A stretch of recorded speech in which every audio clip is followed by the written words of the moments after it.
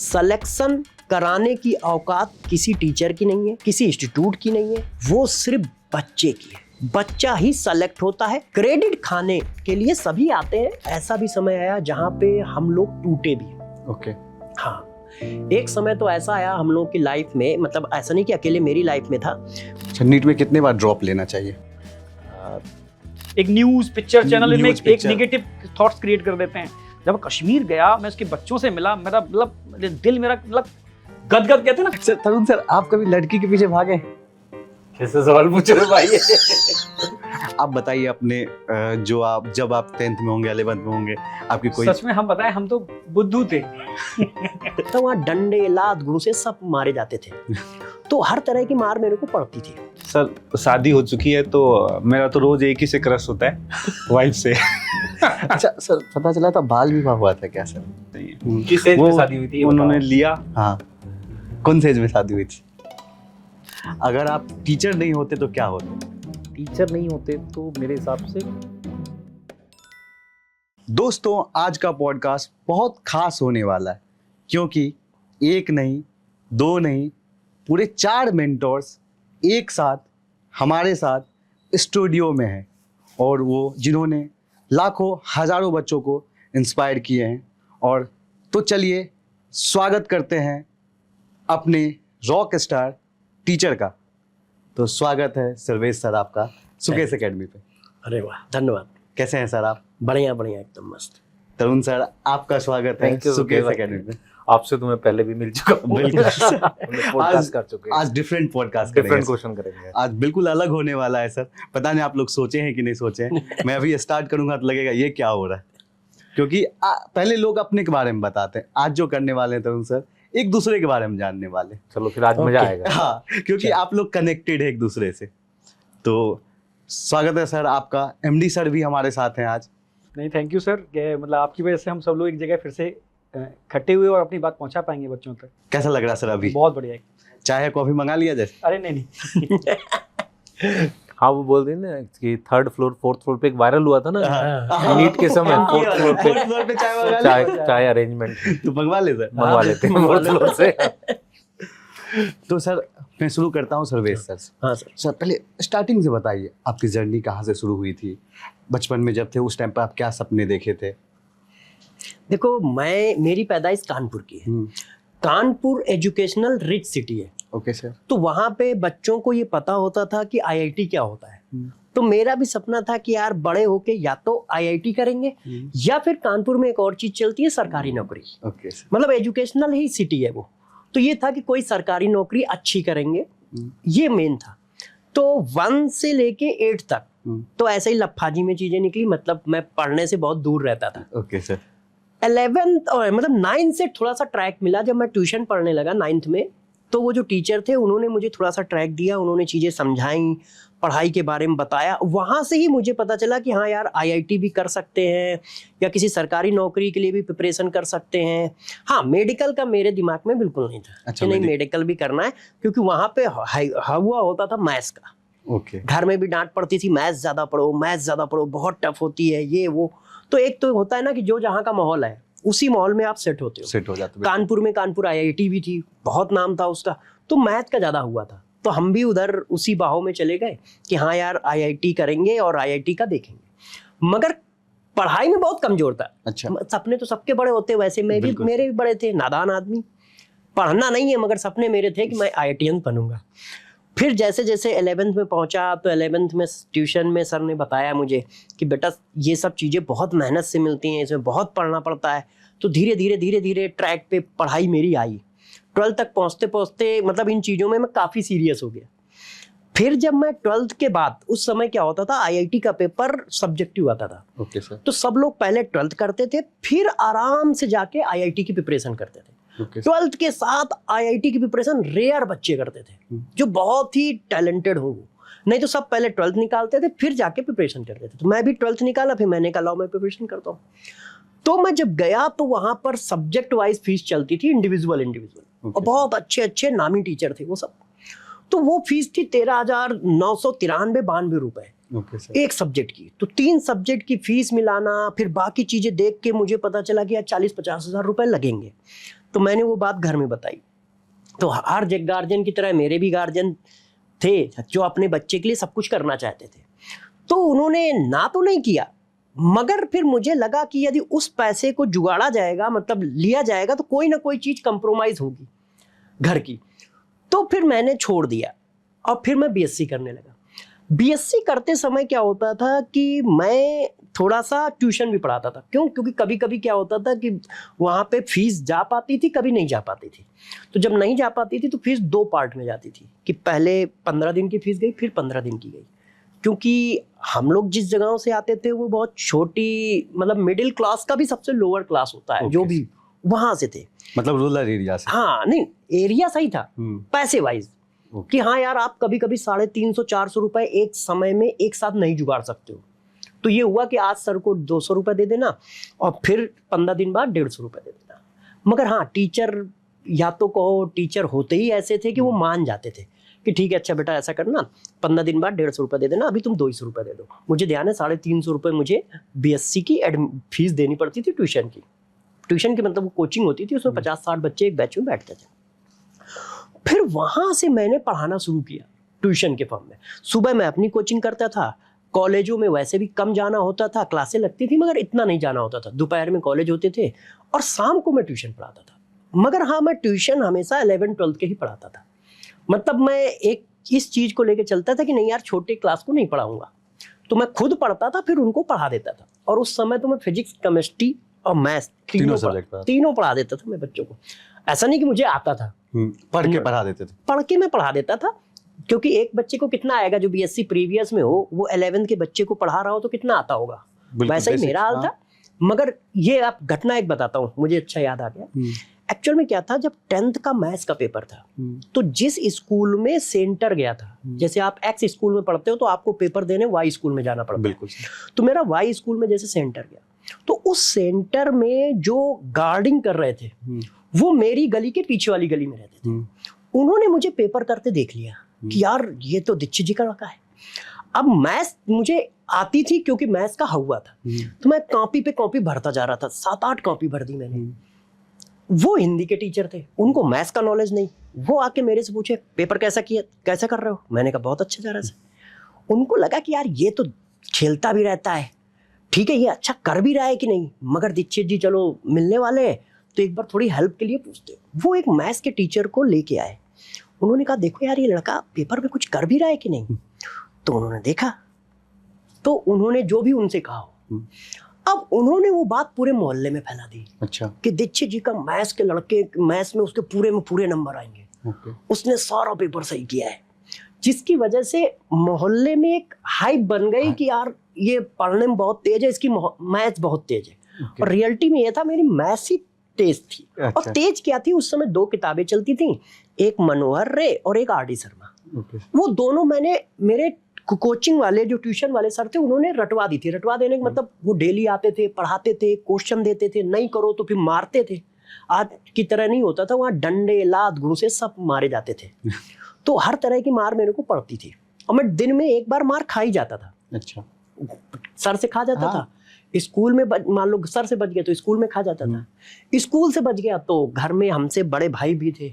अब जब बड़े भाई, उस समय के बड़े भाई को सब हक होता था मारने का, पीटने का, कुछ भी करने का, तो उनसे खा जाता था। कोई ना कोई बदमाशी तो कर ही देता था। उस जगह की वजह से मेरे को क्या हुआ, मैं 12th पास हुआ मगर फिर भी मुझे ट्यूशन मिल जाते थे। अच्छा। वो भी 11th के, कि नहीं वो दीक्षित जी के लड़के से जाके पढ़ लो, तुम्हारी कमजोर है मैथ्स, दीक्षित जी के लड़के से पढ़ लो।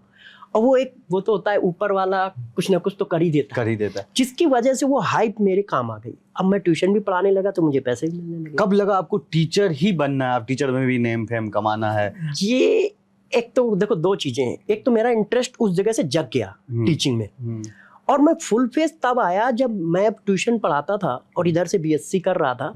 तो मेरे एक दोस्त है, उसने कहा यार जब तुम इतना पढ़ाते ही हो और बच्चे इतना पसंद भी करते हैं कि पहले दिन 1 था, फिर 15 दिन में 2 बच्चे हो गए, फिर मैंने जब प्रीवियस का सेशन खत्म किया तब मेरे पास 24 बच्चे थे, अगले साल 123 बच्चे हुए।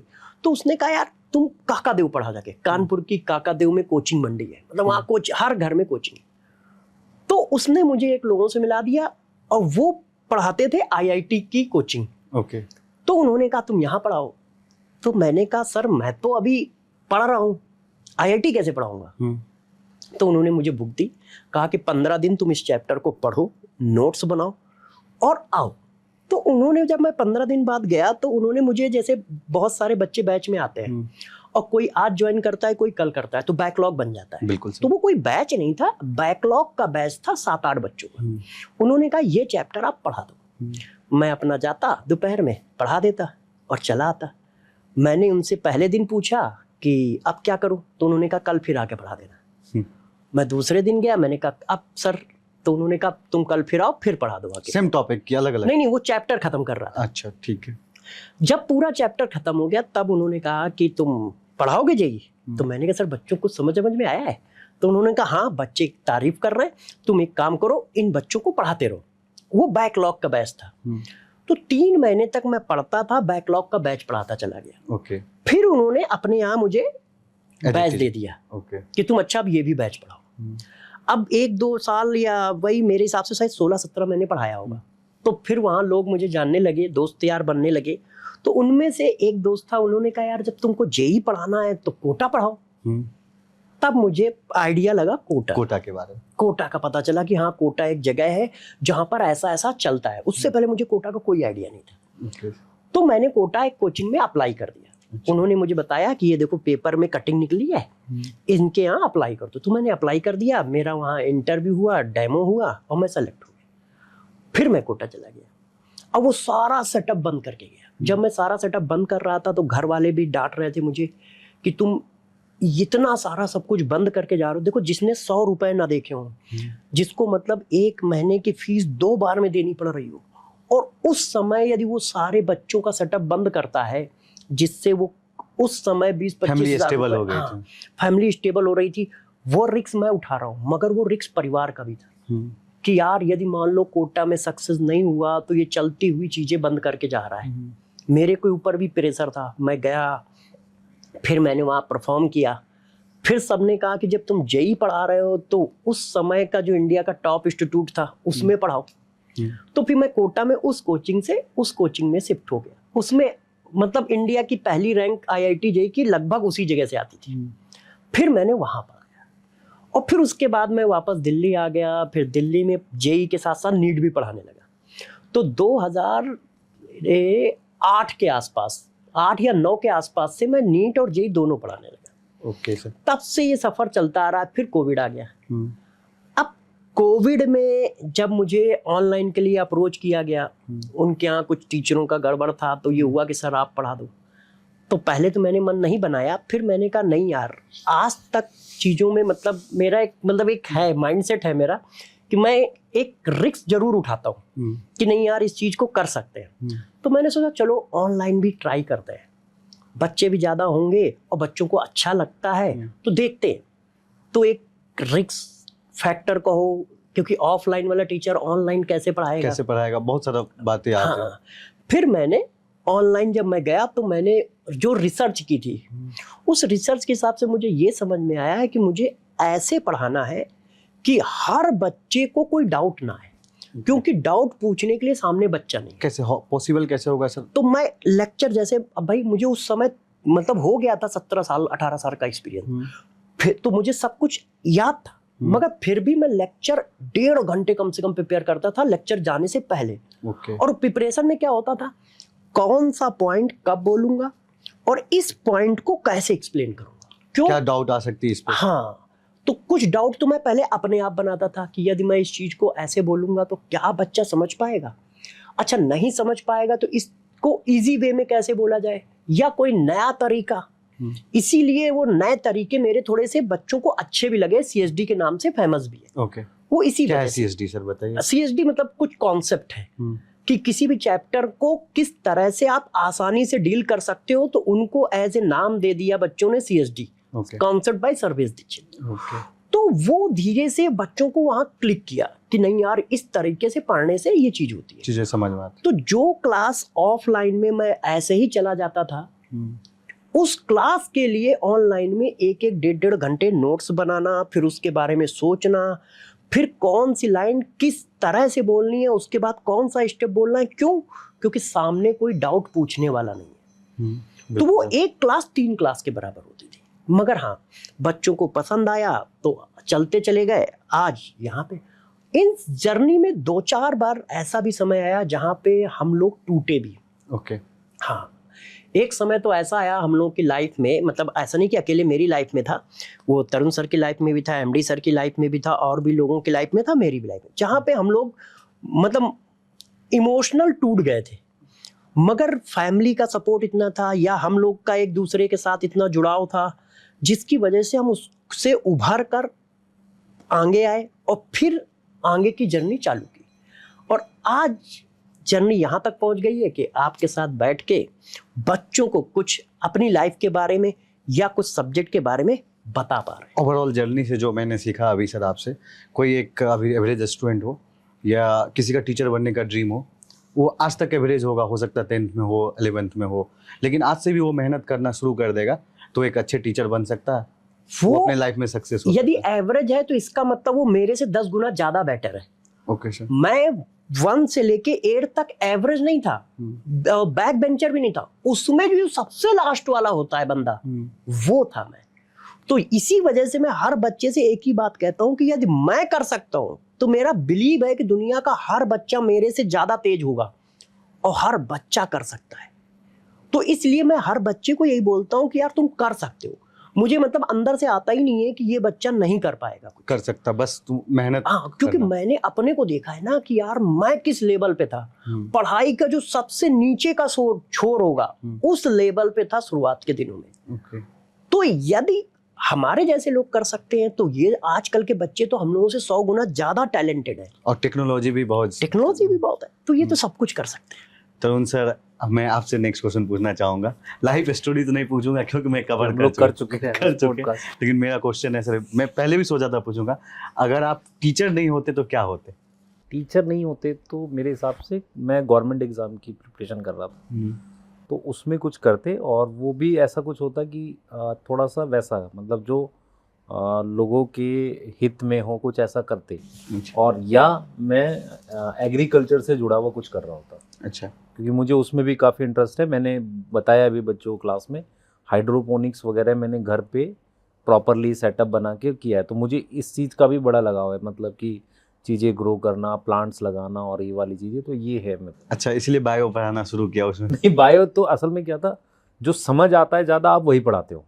मतलब अगर आप टीचर से पूछोगे ना आप सब्जेक्ट कौन सा पढ़ाते हो, जो उसे अच्छा लगता है, जो उसे ईजिली समझ आता है और वो उसे ईजिली समझा पाता है, वो इस हिसाब से सब्जेक्ट सेलेक्ट करता। तो बायो समझ आ रही थी, खुद से डेवलप करी थी, समझा पा रहे थे। ऐसा नहीं कि प्लांट की वजह से, वो ये है कि बैकग्राउंड में इंटरेस्ट जो होता है ना, वो प्लांट्स को लेके है कि हाँ हम मतलब एग्रीकल्चर से रिलेटेड काम करते, या कुछ सोशल जो गवर्नमेंट जॉब्स हैं जहाँ पे आप मतलब सोसाइटी के लिए कुछ कर सकते हो, वैसा कुछ कर। सर, अभी तक के लाइफ से, आप अपनी लाइफ से सर क्या सीखा सर, जो आप बताना चाहेंगे? मैंने मतलब जो चीज़ देखी, मैं जैसे जो एज अ टीचर मैं बताता हूँ आपको, हमें बहुत सारी अपॉर्चुनिटीज़ मिलती हैं।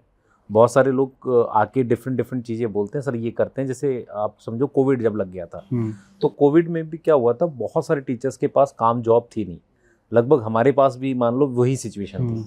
तो हम भी बैठे हुए थे, तो मैंने क्या किया था, मेरे पास कुछ MBBS के पुराने बच्चे जो हमने पढ़ाए थे उनके कनेक्ट से, तो मैंने एक मैसेज बनाया कि मैं जूम पे क्लासेस स्टार्ट कर रहा हूँ, आप अपने कॉलेज के ग्रुप में बस ये मैसेज डाल देना, ठीक है, जो भी पढ़ना चाहता होगा उसको डेमो देके हम मतलब प्रॉपर बैच स्टार्ट कर देंगे।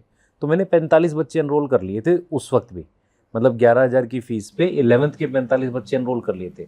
तो मुझे एक चीज़ समझ में आती है कि जो इतने लंबे टाइम से आप जो आता है ना लाइफ में सामने, उसको डील करते चलो, क्या होगा, अच्छा होगा खराब होगा वो आपके कंट्रोल में तो वैसे भी नहीं है। लेकिन मान लो शायद अच्छा हो जाए, क्योंकि अगर आप टच ही नहीं करोगे किसी चीज़ को, वो क्लिक कैसे करेगी। तो अगर कोई चीज़ क्लिक करनी है ना, उसके लिए आपको चीज़ों को डील करते हुए चलना। सेम बच्चे के लिए है, बच्चा क्या करता है, किताब ही नहीं खोलता, फिजिक्स से डर रहा है तो उसको स्टार्ट ही नहीं करता। तो जो प्रॉब्लम हमने फेस की थी वही बता रहा हूँ कि हमने भी ऐसा करते थे, लेकिन जब वो करने लगता है ना तो वो चीज़ें होती हैं। तो ये मैंने सीखा है। और फिर अभी भी जैसे मान लो हम लोग ऑनलाइन में पढ़ा रहे थे, फर्स्ट टाइम किया तो देखा होने लगा, फिर हमें लगा कि अच्छा ये ट्राई करते हैं, होने लगा। तो हमने ऐसी बहुत सारी चीज़ें ट्राई की लाइफ में, मतलब ऑनलाइन के बाद भी, जो लगा कि अब हम कर पा रहे हैं। जैसे मैं कई बार क्या होता था ना, लाइव वन शॉट कम पढ़ाता था, मुझे लगता था यार नहीं बनता, फिर वो करने लगे। फिर क्वेश्चंस जो थे हम लोग अलग तरीके से बच्चे को कराना, वो सारी चीज़ें करते करते मतलब डील करने से चीज़ें बनती। इट मीन्स आपका कहना है कि आपने अपने लाइफ से सीखा कि किसी चीज़ से हार नहीं मानना, ट्राई करना। हाँ, जब आप ट्राई करेंगे तो वो आसान से हाँ, होने फेलियर और वो तो बाद की बात है, हाँ। कम से कम ट्राई तो कर रहे हैं हम ट्राई लोग। तो कोशिश तो हाँ, करें। कोशिश करना है। तो अब आते हैं एमडी सर पे हम। सबसे पहले सर आपके बारे में मैं जानता हूँ, फिर जो हमारा थीम है एक दूसरे के बारे में जाने उसको स्टार्ट करेंगे। सर आप अपने बारे में स्टार्टिंग से बताइए सर। सर नॉर्मल जैसे एक सम आम बच्चा होता है, सेम वैसे में एक आम स्टूडेंट बिल्कुल, क्योंकि हमारे टाइम पर सीधे साधे बच्चे होते थे, जैसे आज के एडवांस बच्चे हैं वैसे तो हम लोग नहीं थे। ठीक है, वही गली मोहल्ले में खेलना, वही सब कुछ। ठीक है, छोटा सा स्कूल था एक, ठीक है, उसमें पढ़ते थे। फिर 6th क्लास में एक गवर्नमेंट स्कूल में एडमिशन हो गया था। फिर वहाँ भी सेम जैसे आम बच्चा पढ़ता है, सेम वैसे ही हम लोग भी, और हैं भी हम लोग नॉर्मली। ठीक है, आगे जा करके वही भी 12th तक हमें नहीं पता था कि हमें करना क्या है, मैं रियल बता रहा हूँ। कुछ हमें पता ही नहीं कि मेडिकल क्या होता है, जेई क्या होता है, कुछ भी नहीं, बस पढ़ रहे हैं, बस मस्ती कर रहे हैं, पढ़ रहे हैं। हाँ, मार्क्स ठीक ठाक आ जाते थे, बस इतना ही था। ठीक है, जब 12th ख़त्म हो गया, क्योंकि वो गवर्नमेंट स्कूल था, वहाँ चीज़ें नहीं थी, तो समझ में आया अच्छा कुछ मेडिकल नाम की चीज़ भी होती है, डॉक्टर बनते हैं। अच्छा ठीक है, तो उसको बनने के लिए क्या कोशिश की, खुद पढ़ा जाए, कुछ चीज़ें नहीं थी गाइड थी, तो पता कोचिंग की जाए। ठीक है, फिर कोचिंग, ठीक है, कोचिंग फिर की नहीं मैंने, थोड़ा सा फैमिली का वो था कि थोड़ा लोड नहीं देना है, बट यही था कि जो चीज़ मिलती गई वो करते गए। ठीक है, जनरल बीएससी की, तो मैं कहता हूँ कि ऐसा नहीं है कि कई बच्चे कहते हैं सर नीट जेईई में सिलेक्शन नहीं हुआ, अब क्या होगा। ठीक है, हाँ। मैं सच कह रहा हूँ कि ऐसा कुछ भी नहीं होता। ठीक है, एक अपॉर्चुनिटी बंद होती है तो 10 अपॉर्चुनिटी उसके लिए खुल जाती हैं हमेशा। मैं रियल कह रहा हूँ, मेरे सामने हमेशा लाइफ में यही हुआ, मुझे लगा अब क्या होगा। ठीक है, बिलीव नहीं करोगे, मैं नॉर्मल बात कर, मैं एकदम एग्जैक्ट बताता हूँ आपको। ठीक है, बीएससी मैंने बस, ठीक है, बीएससी कर ली थी, क्योंकि मेरे फादर भी आगरा विश्वविद्यालय है, ठीक है, वहीं पर ही, उसी में लाइब्रेरी बुक बैंक इंचार्ज थे। ठीक है, मतलब लाइब्रेरियन कहते हैं, मतलब जो बुक इशू करते हैं। हाँ। क्योंकि आज के टाइम पे तो बच्चे बुक खरीद लेते हैं, उस समय क्या होता था, बुक बच्चे खरीद नहीं पाते थे, तो लाइब्रेरी से बुक 1 साल के लिए इशू होती थी, जिसका बहुत थोड़ा सा कुछ अमाउंट देना होता था, बाद में वो बुक जमा कर दी जाती थी। तो सीधे साधे वो भी थे, हमारी पूरा लाइफ ऐसे, मतलब हमारे फैमिली सब ऐसे लोग हैं, तो ठीक है, वो उस तरीके से जीवन यापन चल रहा था। तो पापा उसी कॉलेज में मेरे भी एडमिशन हो गया, तो मैंने भी पढ़ना चालू कर दिया। उस कॉलेज के कुछ प्रोफेसर थे जो नीट जेईई का पढ़ाते थे। तो एक प्रोफेसर थे, तो उन्होंने फिजिक्स में मुझसे कहा कि अपने बेटे को भेज दिया करो। ठीक है, तो मैंने कहा ठीक है, फ्री में पढ़ा रहे हैं तो देख लेते हैं क्या है। तो वहाँ मार्क्स अच्छे आए, तो समझ में आया अच्छा नीट नाम की भी कोई चीज़ होती है। ओके, वहाँ से पहली बार आपने वहाँ से समझ में आया कि नीट नाम की चीज़। उस टाइम पे नीट होता था सर? नहीं, नीट नहीं होता था, सॉरी, मतलब उसमें AIPMT होता था और CPMT, क्योंकि मैं यूपी में था, CPMT होता था, और सारे स्टेट PMT और उसके अलावा अलग अलग एग्जाम बहुत सारे होते थे। ठीक है, कुछ दिन पढ़ा मैं। ठीक है, तो उनकी भी मतलब थोड़ा तबीयत खराब हो गई, उन्होंने बंद कर दिया। फिर सोचा मैं यार कोई कोचिंग, तो फिर कोचिंग देखी थी, पर कोचिंग फिर मैंने की नहीं। ठीक है, जो भी है, फाइनली बीएससी करके मैंने MSc में एक एंट्रेंस दिया। मैं सच कह रहा हूँ, उस MSc में एक एंट्रेंस हुआ था मेरा, एक्चुअल में फर्स्ट राउंड में हुआ नहीं था उसमें। ठीक है, रियल बता रहा हूँ। ठीक है, अचानक से मैंने कहा स्ट्रगल कितना है होता है लाइफ में, कोई पीछे नहीं हटना चाहिए, यानी अब क्या होगा। ठीक है, अचानक से कॉल आता है कि हाँ, एक जो बच्चा 10 बच्चों की सीटें थी, वो बच्चा नहीं आया सर, आपको तुरंत कॉल किया जाता है, आप तुरंत आ जाओ, अपनी फीस डिपॉजिट करो। तो मेरा हो गया। बिलीव नहीं करोगे, MSc करने के बाद सेम स्ट्रगल मेरे संग PhD में आया। ओके। जबकि मैंने SRF क्वालिफाई किया ICMR का। ठीक है, JRF भी जो CSIR का होता है वो भी मैंने किया, और बहुत सारी चीज़ें करने के बाद फिर PhD के लिए स्ट्रगल। पर ये लास्ट में PhD मिली तो उस इंस्टीट्यूट के डायरेक्टर उसके अंडर में मिली। ठीक है, और आगे जाकर के वो DG भी बने। ICMR के, जैसे ICMR होता है Indian council of medical research, जितने भी एम्स जैसे मेडिकल कॉलेज जितने भी होते हैं सब उनके अंडर में आते हैं, तो उनके डायरेक्टरेट जनरल, ठीक है, उनके अंडर में सोचो मुझे, मतलब specially Mycobacterium tuberculosis, nano medicine में वर्क करने को मिला। तो मैं कह रहा हूँ स्ट्रगल, और मैं एक कहानी बताता हूँ बच्चों के माध्यम से। मैं रियल घटना बता रहा हूँ कि एक्चुअल में मुझे PhD इनरोल कराने के लिए कोई तैयार नहीं था उस समय, जिस लेवल पे मैं काम करना चाहता था। तब मैंने उस इंस्टीट्यूट, वो रिसर्च इंस्टीट्यूट है बहुत बड़ा, जालिमा है नाम उसका, ठीक है, कुछ स्ट्रोक संस्थान, तो वहाँ के एक साइंटिस्ट थे, उनके अंडर में उनसे डिस्कशन किया, तो उन्होंने कहा डायरेक्टर से परमिशन लेनी होगी। अब डायरेक्टर से परमिशन का मतलब है डॉक्टर VM कटोच, जिनसे मिलने के लिए लोग 2-2, 5-5 मिनट का अपॉइंटमेंट लेते थे। बिलीव नहीं करोगे, मेरे पास अपॉइंटमेंट था नहीं, बच्चे को कौन अपॉइंटमेंट दे देगा, इतना बड़ा वो डायरेक्टर कहाँ से मतलब है। मैं सुबह 8 बजे पहुंच गया था। ठीक है, वहाँ का जो प्यून था, मैंने कहा कि सर से मिलना है, और पूरी फाइल लेके गया था, जितनी भी मैंने रिसर्च की थी, जो भी मेरे रिजल्ट थे। तो उन्होंने कहा आपका अपॉइंटमेंट है नहीं है, तो मैं तो मिल के जाऊँगा, मतलब जिद हट होना चाहिए, हट है तो आप कर जाओगे। तो बिना खाए पिए लंच हो गया, लंच में वो निकले पर मुझसे मिले नहीं वो, ठीक है, पर मैं हिला नहीं वहां से गेट से। रात के 10 बजे तक मैं एक ही जगह खड़ा रहा कि अंदर गुस्सा था, हट मैं मिल के जाऊंगा। उसने भी प्यून ने कहा कि भाई कुछ खा ले पी ले, पानी नहीं तो पीता रहा, वहीं पिलाता रहा मुझे, पर खाने नहीं गया, मैं मिल के जाऊंगा आज। क्या सर अपॉइंटमेंट थी कि मुझे मिलना है। तो बिलीव नहीं करोगे, जब रात में वो निकल रहे थे, लौट रहे थे, ठीक है, अपॉइंटमेंट नहीं था मेरे पास, ठीक है, तो गार्ड जो प्यून था वो पीछे पीछे गया, ये सर ये लड़का सुबह से खड़ा हुआ है तो मिलना चाहता है आपसे, तो चलते हुए ना, तो बुलाओ चलते डिस्कस कर लेते हैं। तो पैदल पैदल कॉरिडोर है बहुत लंबा उसके अंदर, वो गए तो उन्होंने क्या बेटा तो मैंने तुरंत बैग से फाइल निकाली और कुछ रिजल्ट मैंने रिसर्च किए थे, उसके रिजल्ट दिखाए मैंने, सर ऐसे माइक्रोबैक्टीरियम ट्यूबरकुलोसिस पे भी हम कर सकते हैं, मैंने ई कोलाई स्टेफाइलोकोकस पर इस ड्रग तक वर्क किया है। तो उन्होंने रुके और टीम को कहा ऑफिस वापस खोलो, बिलीव नहीं करोगे, हाँ वापस ऑफिस खोलो। सोचो जिससे बड़े बड़े साइंटिस्ट मिलने का 2-2 3-3 मिनट का अपॉइंटमेंट लेते हैं, फॉरेनर्स जो बाहर के साइंटिस्ट हैं वो आके अपॉइंटमेंट लेते हैं तब वो मिलते हैं, वापस ऑफिस खुलवाया, डायरेक्टर ऑफिस, ठीक है, बिलीव नहीं करोगे वो दिन मुझे आज याद है, ठीक है, वो टेबल पे बैठे फिर मुझे सामने बिठाया, सारे रिजल्ट प्रॉपर स्टडी किए, उन्होंने पूछा क्या ऐसा वर्क पॉसिबल है? मैंने सर यार पॉसिबल है, अगर आप मतलब साथ दो तो पॉसिबल है। तू हमसे क्या चाहता है बेटा ये बता। नहीं सर मैं यहाँ किसी साइंटिस्ट के अंडर में अगर मुझे रिसर्च करने को मिल जाएगा तो मैं इस पर माइक्रोबैक्टीरियम ट्यूबरकुलोसिस पर ही वर्क कर पाऊंगा, क्योंकि उसके लिए P3 लैब चाहिए, क्योंकि highly extensive drug strain bacteria होता है।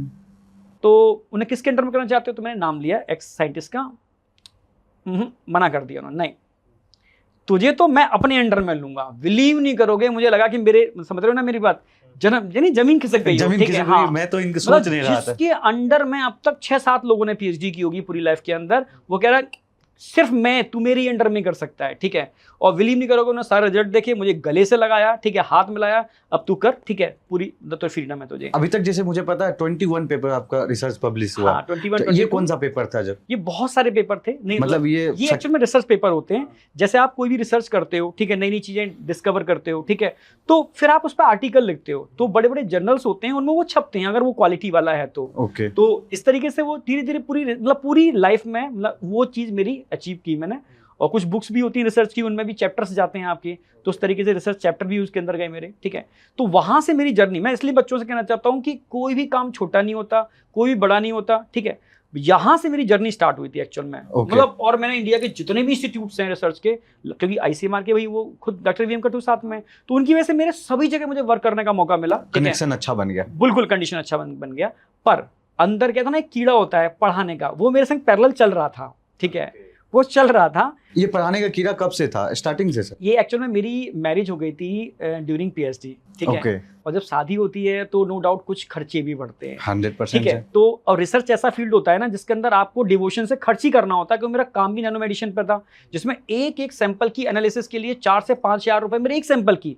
शाम तक 10 सैंपल बनाए तो सोचो कितना 1000 रुपए हो गया। तो उस पर इतना खर्च करना, वो तो सपोर्ट उनका था तो मुझे चीजें हो जाती थी, तो मतलब मैं अपना जो फेलोशिप मिलती थी वो बचा नहीं पाता था, वो सारी खर्च हो जाती थी। हाँ, अब घर भी है, थोड़ा सा फैमिली भी है, तो एक प्रेशर आया, तो पैरेलल मैंने पढ़ाना चालू कर दिया था, ठीक है। पर मुझे पढ़ाने में सच कह रहा हूँ बहुत मजा आता था, बहुत मजा। मतलब बच्चे कहते थे सर कुछ मत करना, सिर्फ पढ़ाना, आप पढ़ाते अच्छा हो बस। मतलब बच्चों ने इतना मोटिवेट किया अंदर, सिर्फ पढ़ाना, ठीक है।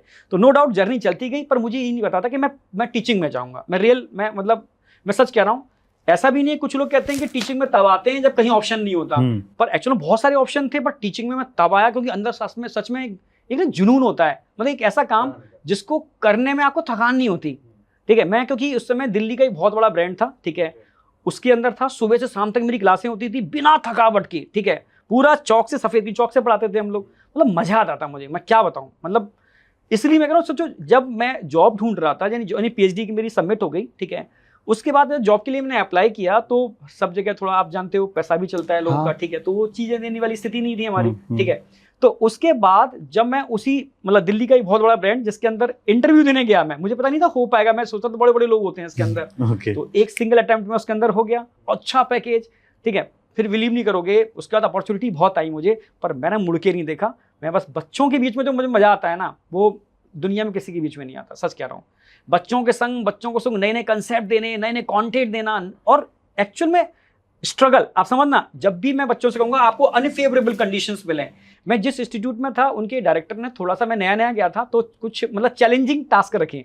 मुझे नॉर्थ ईस्ट के बच्चों के बैच मिल गए 3-3, जबकि नॉर्थ ईस्ट के बच्चों को पढ़ाना थोड़ा टिपिकल होता है, या तो आपको बहुत फ्लुएंट इंग्लिश आती हो, पर नॉर्थ ईस्ट के बच्चों को वो प्रॉपर नहीं आती है, ठीक है। प्रॉपर नहीं, हाँ, तो एक्चुअल में थोड़ा सा मेरे लिए टिपिकल था, क्योंकि लैंग्वेज प्रॉब्लम आ रही थी। उसको हिंदी नहीं आती प्रॉपर हिंदी भी नहीं आती थी, प्रॉपर इंग्लिश भी नहीं आती थी, पर ठीक मतलब ये था। तो जो मैं दिल से कहना चाहता हूँ वो रिप्रेजेंट नहीं कर पाता था।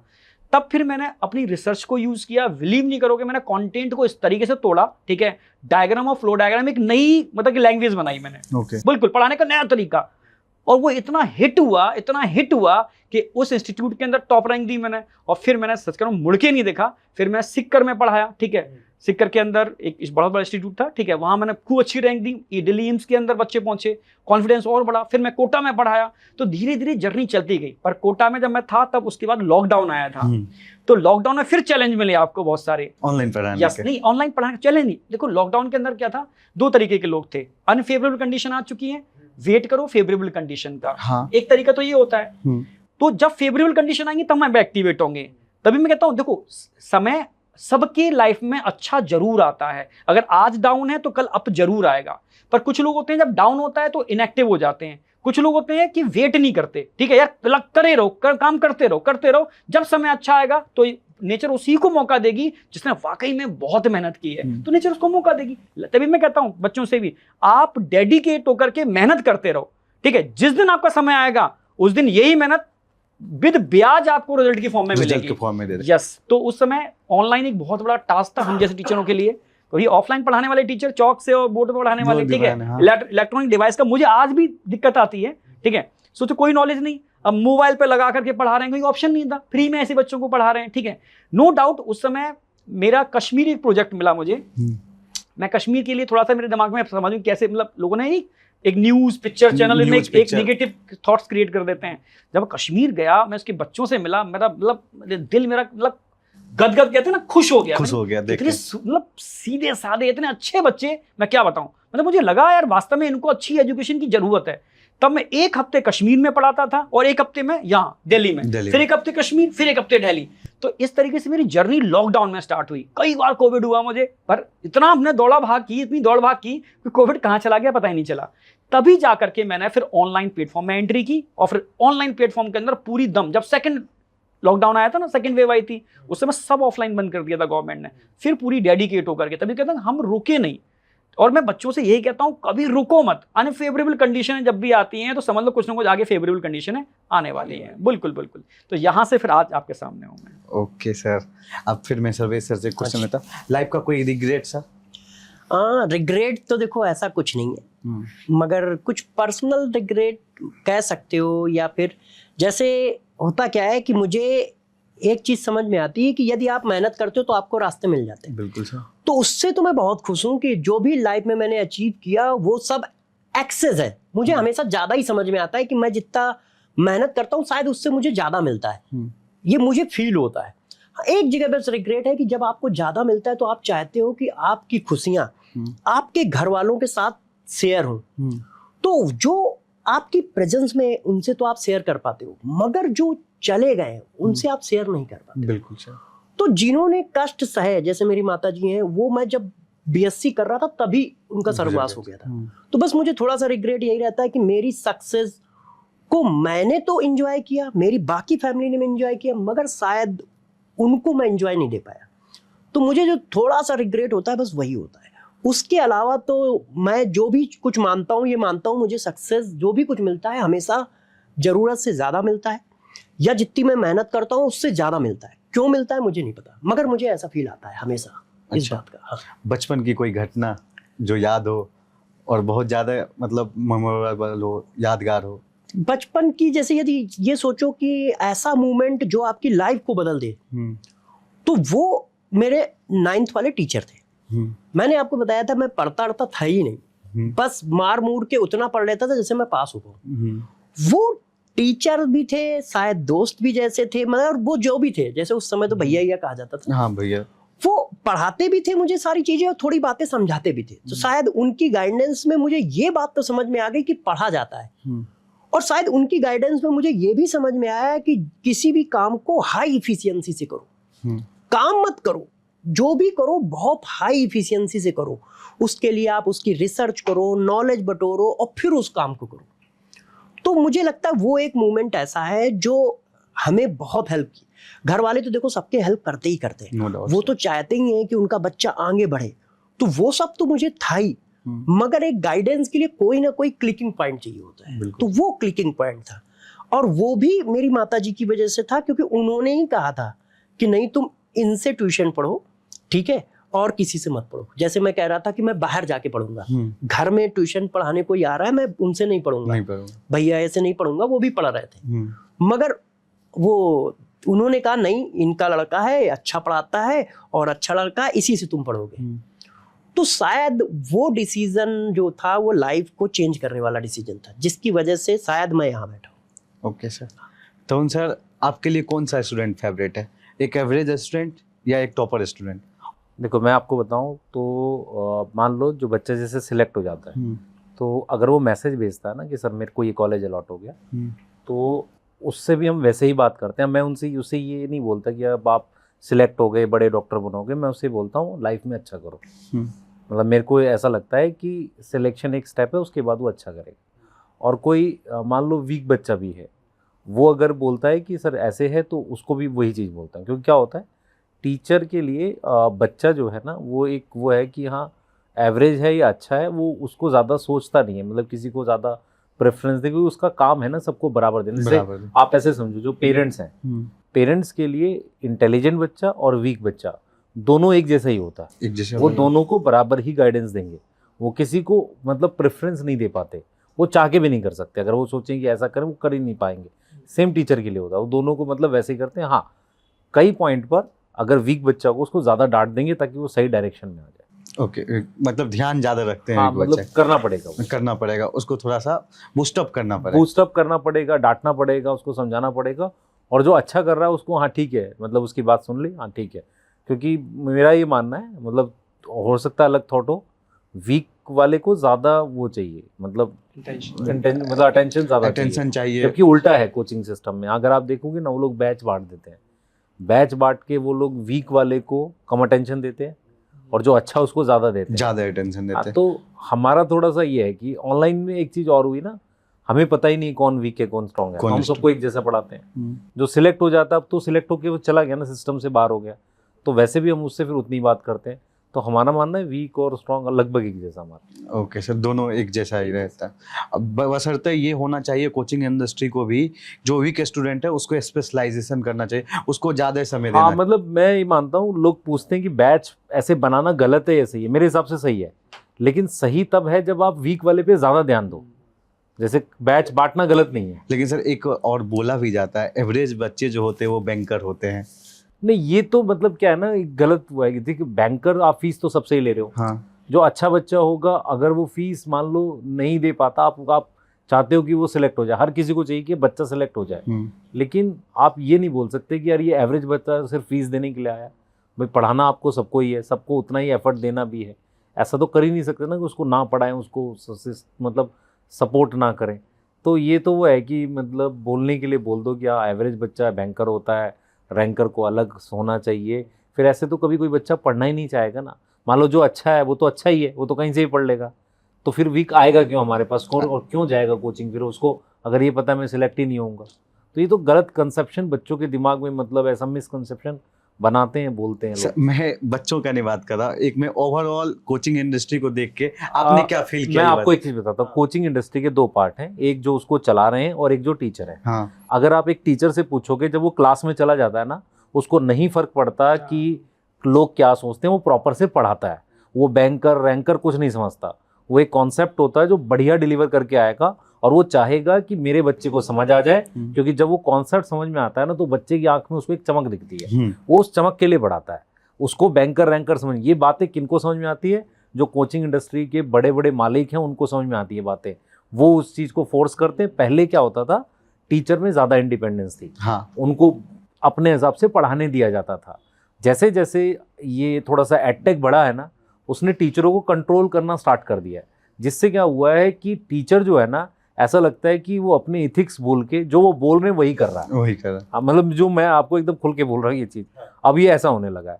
तो पहले जो कोर टीचिंग थी ना, अब वो कहीं ना कहीं धूमिल हो रही है, मतलब वैसा नहीं है जैसा होना चाहिए। ओके सर, सर आप अपने बचपन के बारे में कुछ बताइए जो यादगार हो, जिससे आप कुछ सीखे होंगे, क्योंकि हमारे पॉडकास्ट को जो है ना अक्सर स्टूडेंट ही देखते हैं, तो वो अपने बचपन से रिलेट करेंगे। सर मैं एक घटना जरूर बताना चाहूँगा। मुझे याद है अभी भी, जो मेरी टीचिंग, अच्छी टीचिंग के लिए कहीं ना कहीं मोटिवेशन का काम बनी।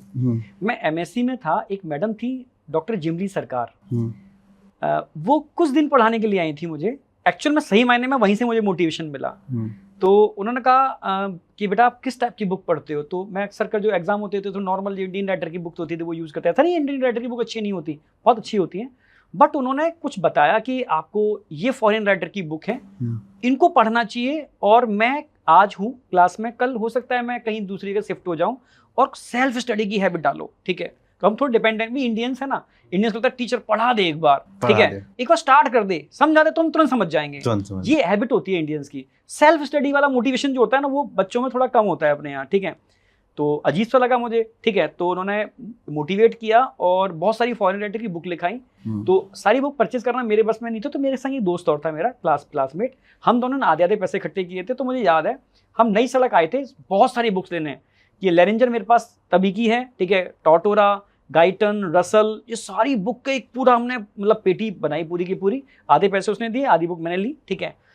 वहां से मोटिवेशन मुझे मिला सेल्फ स्टडी करने का, और सही मायने में कंसेप्चुअल स्टडी करने का। क्योंकि आज की डेट में करंट बच्चे नहीं समझते, पर जो बच्चे सेलेक्ट हो चुके हैं, अगर आप उन बच्चों से पूछो तो बच्चे कहते हैं कि सर जो आपने पढ़ाया, ठीक है, वो आज भी काम आ रहा है और आज बहुत अच्छे से काम आ रहा है। सर मैं मतलब MBBS के 3rd प्रॉफ में हूँ, 2nd प्रॉफ में हूँ, मुझे लगता ही नहीं है मैं नया पढ़ रहा हूँ, मुझे लगता है कि आप तो ऑलरेडी ये कंसेप्ट पहले से दे चुके हो। तो तब मुझे लगता है कि हाँ, हम कुछ कर पा रहे हैं, सही डायरेक्शन में कर पा रहे हैं। और मेरा एक मानना ये भी है, देखो सारे बच्चों को तो हम डॉक्टर नहीं बना पाएंगे, बिल्कुल, ठीक है? तो मेरी 2-3 थोड़ी सी प्रायोरिटी रहती है।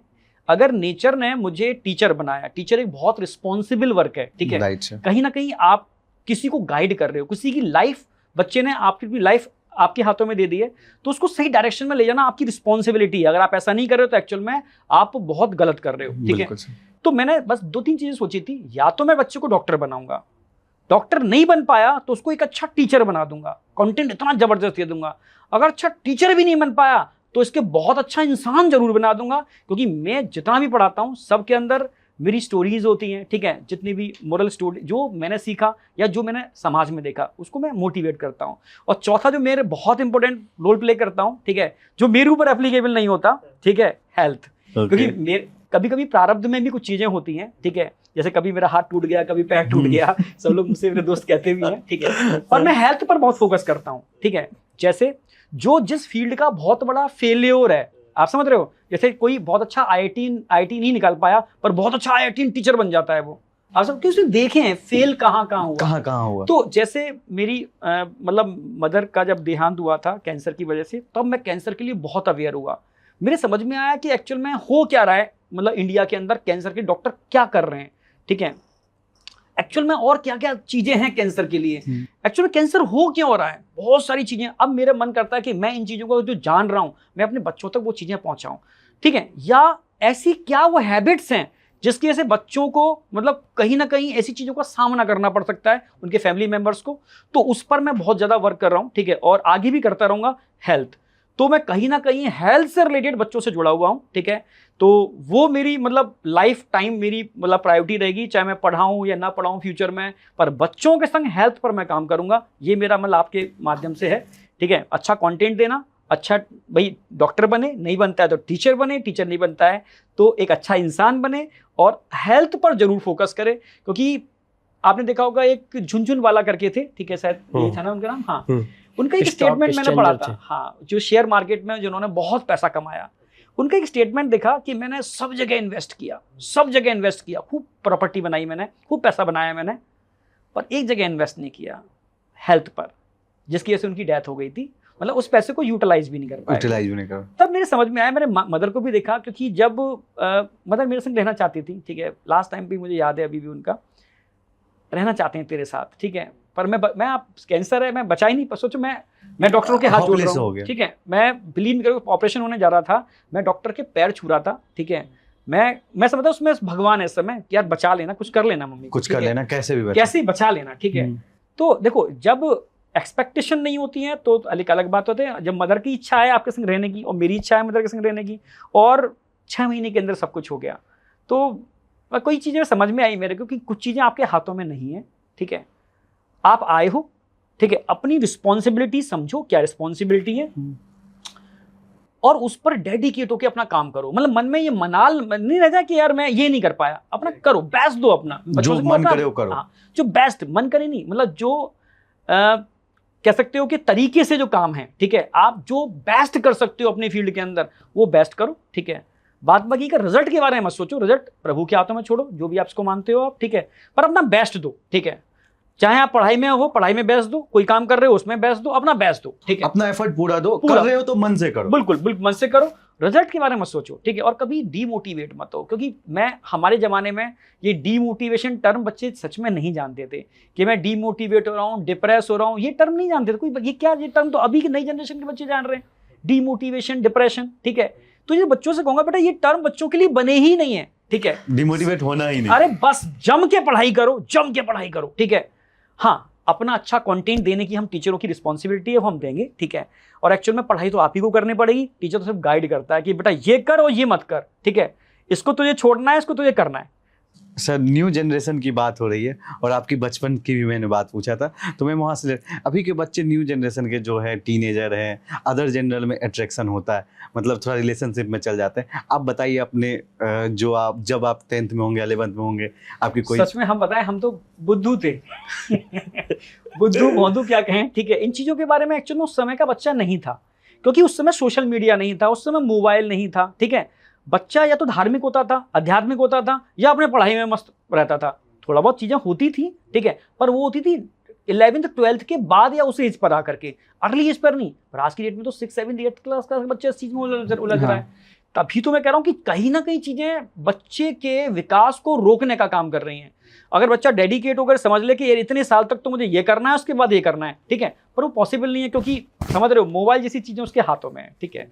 तो बस यही एक हमारा बचपन तो सर सीधे साधा ऐसे ही निकला है, ठीक है। पर आज का बच्चा, रियल में सर, मैं रियल बता रहा हूँ सर, रियल, ठीक है, मैं रियल बोल रहा हूँ, बिल्कुल सिंपल निकला है, कहीं कुछ इन चक्करों में पड़े नहीं, क्योंकि रिस्पॉन्सिबिलिटी, ठीक है। क्योंकि उधर भाई हम लोग कोएड में पढ़े नहीं, कभी सरकारी स्कूल में पढ़े, बॉयज़ का स्कूल होता था, तो 12th ऐसे ही निकल गया।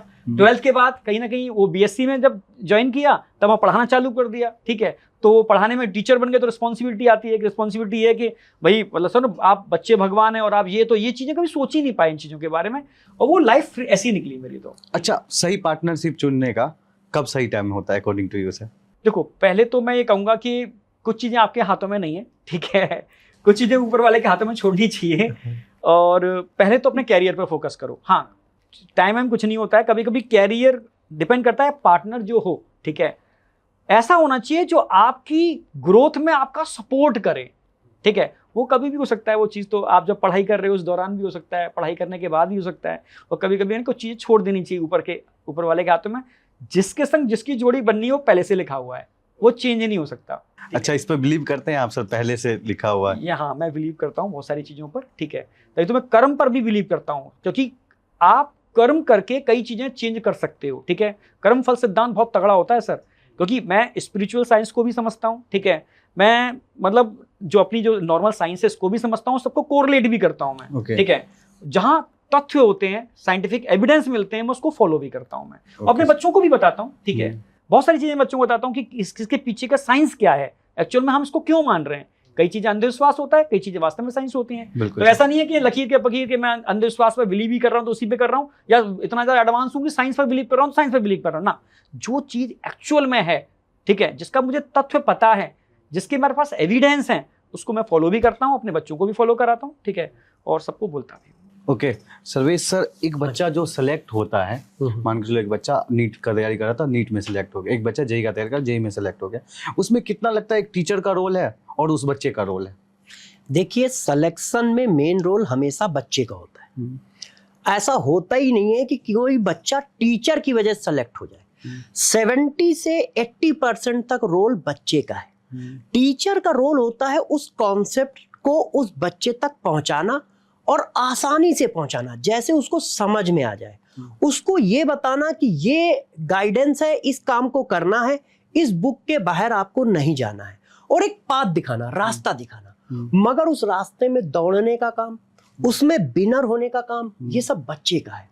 वो बात अलग है कि लोग कहते हैं कि हाँ मैंने पढ़ाया तो तेरी पहली रैंक आई, मेरे इंस्टीट्यूट में पढ़ा तो तेरी पहली रैंक आई।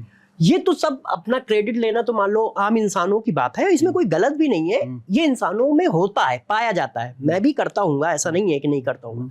मगर सिलेक्शन में सबसे बड़ा क्रेडिट बच्चे का, उसके बाद गार्जियन और टीचर का रोल आता है। रोल टीचर का है, बिना टीचर के सिलेक्शन नहीं होगा। मगर उसका रोल वो है जो हमेशा एक पेरेंट्स का होता है कि हर पेरेंट्स अपने बच्चे को बड़ा आदमी, अच्छा आदमी, सक्सेस आदमी बनाना चाहता है। बिल्कुल। मगर बच्चा ही बनता है, सारे बच्चे उसके नहीं बन पाते, उसमें से कुछ बनते हैं। उसी तरह हर टीचर हर बच्चे को सेलेक्ट कराना चाहता है, उस पर वो अपना सब कुछ लगाता है। क्लास के अंदर जब देखो, आपको मैं एक टीचर की खास बात बता देता हूँ, और ये सबके साथ है। हर टीचर, हम लोग घर के अंदर अलग इंसान होते हैं, रोड में अलग इंसान होते हैं, मगर जिस टाइम हम उस रूम के अंदर घुसते हैं जिसमें क्लास लेते हैं, तो पता नहीं अंदर से हम लोग अलग इंसान बन जाते हैं। उस समय सिर्फ एक ही बात दिमाग में रहती है कि ऐसा पढ़ाना है कि वो बच्चा सेलेक्ट हो जाए। और उस समय ये मान के चलो कि ईमानदारी सबसे ज्यादा अंदर होती है। उस समय ईमानदारी सबसे ज्यादा अंदर होती है, झूठ सबसे कम बाहर निकलना होता है।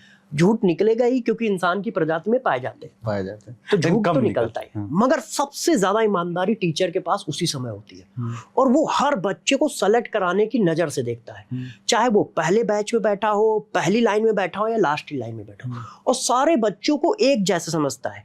ना तो उसको नाम से समझ में आता है कुछ, ना उसका काम समझ में आता है, ना उसका धर्म समझ में आता है।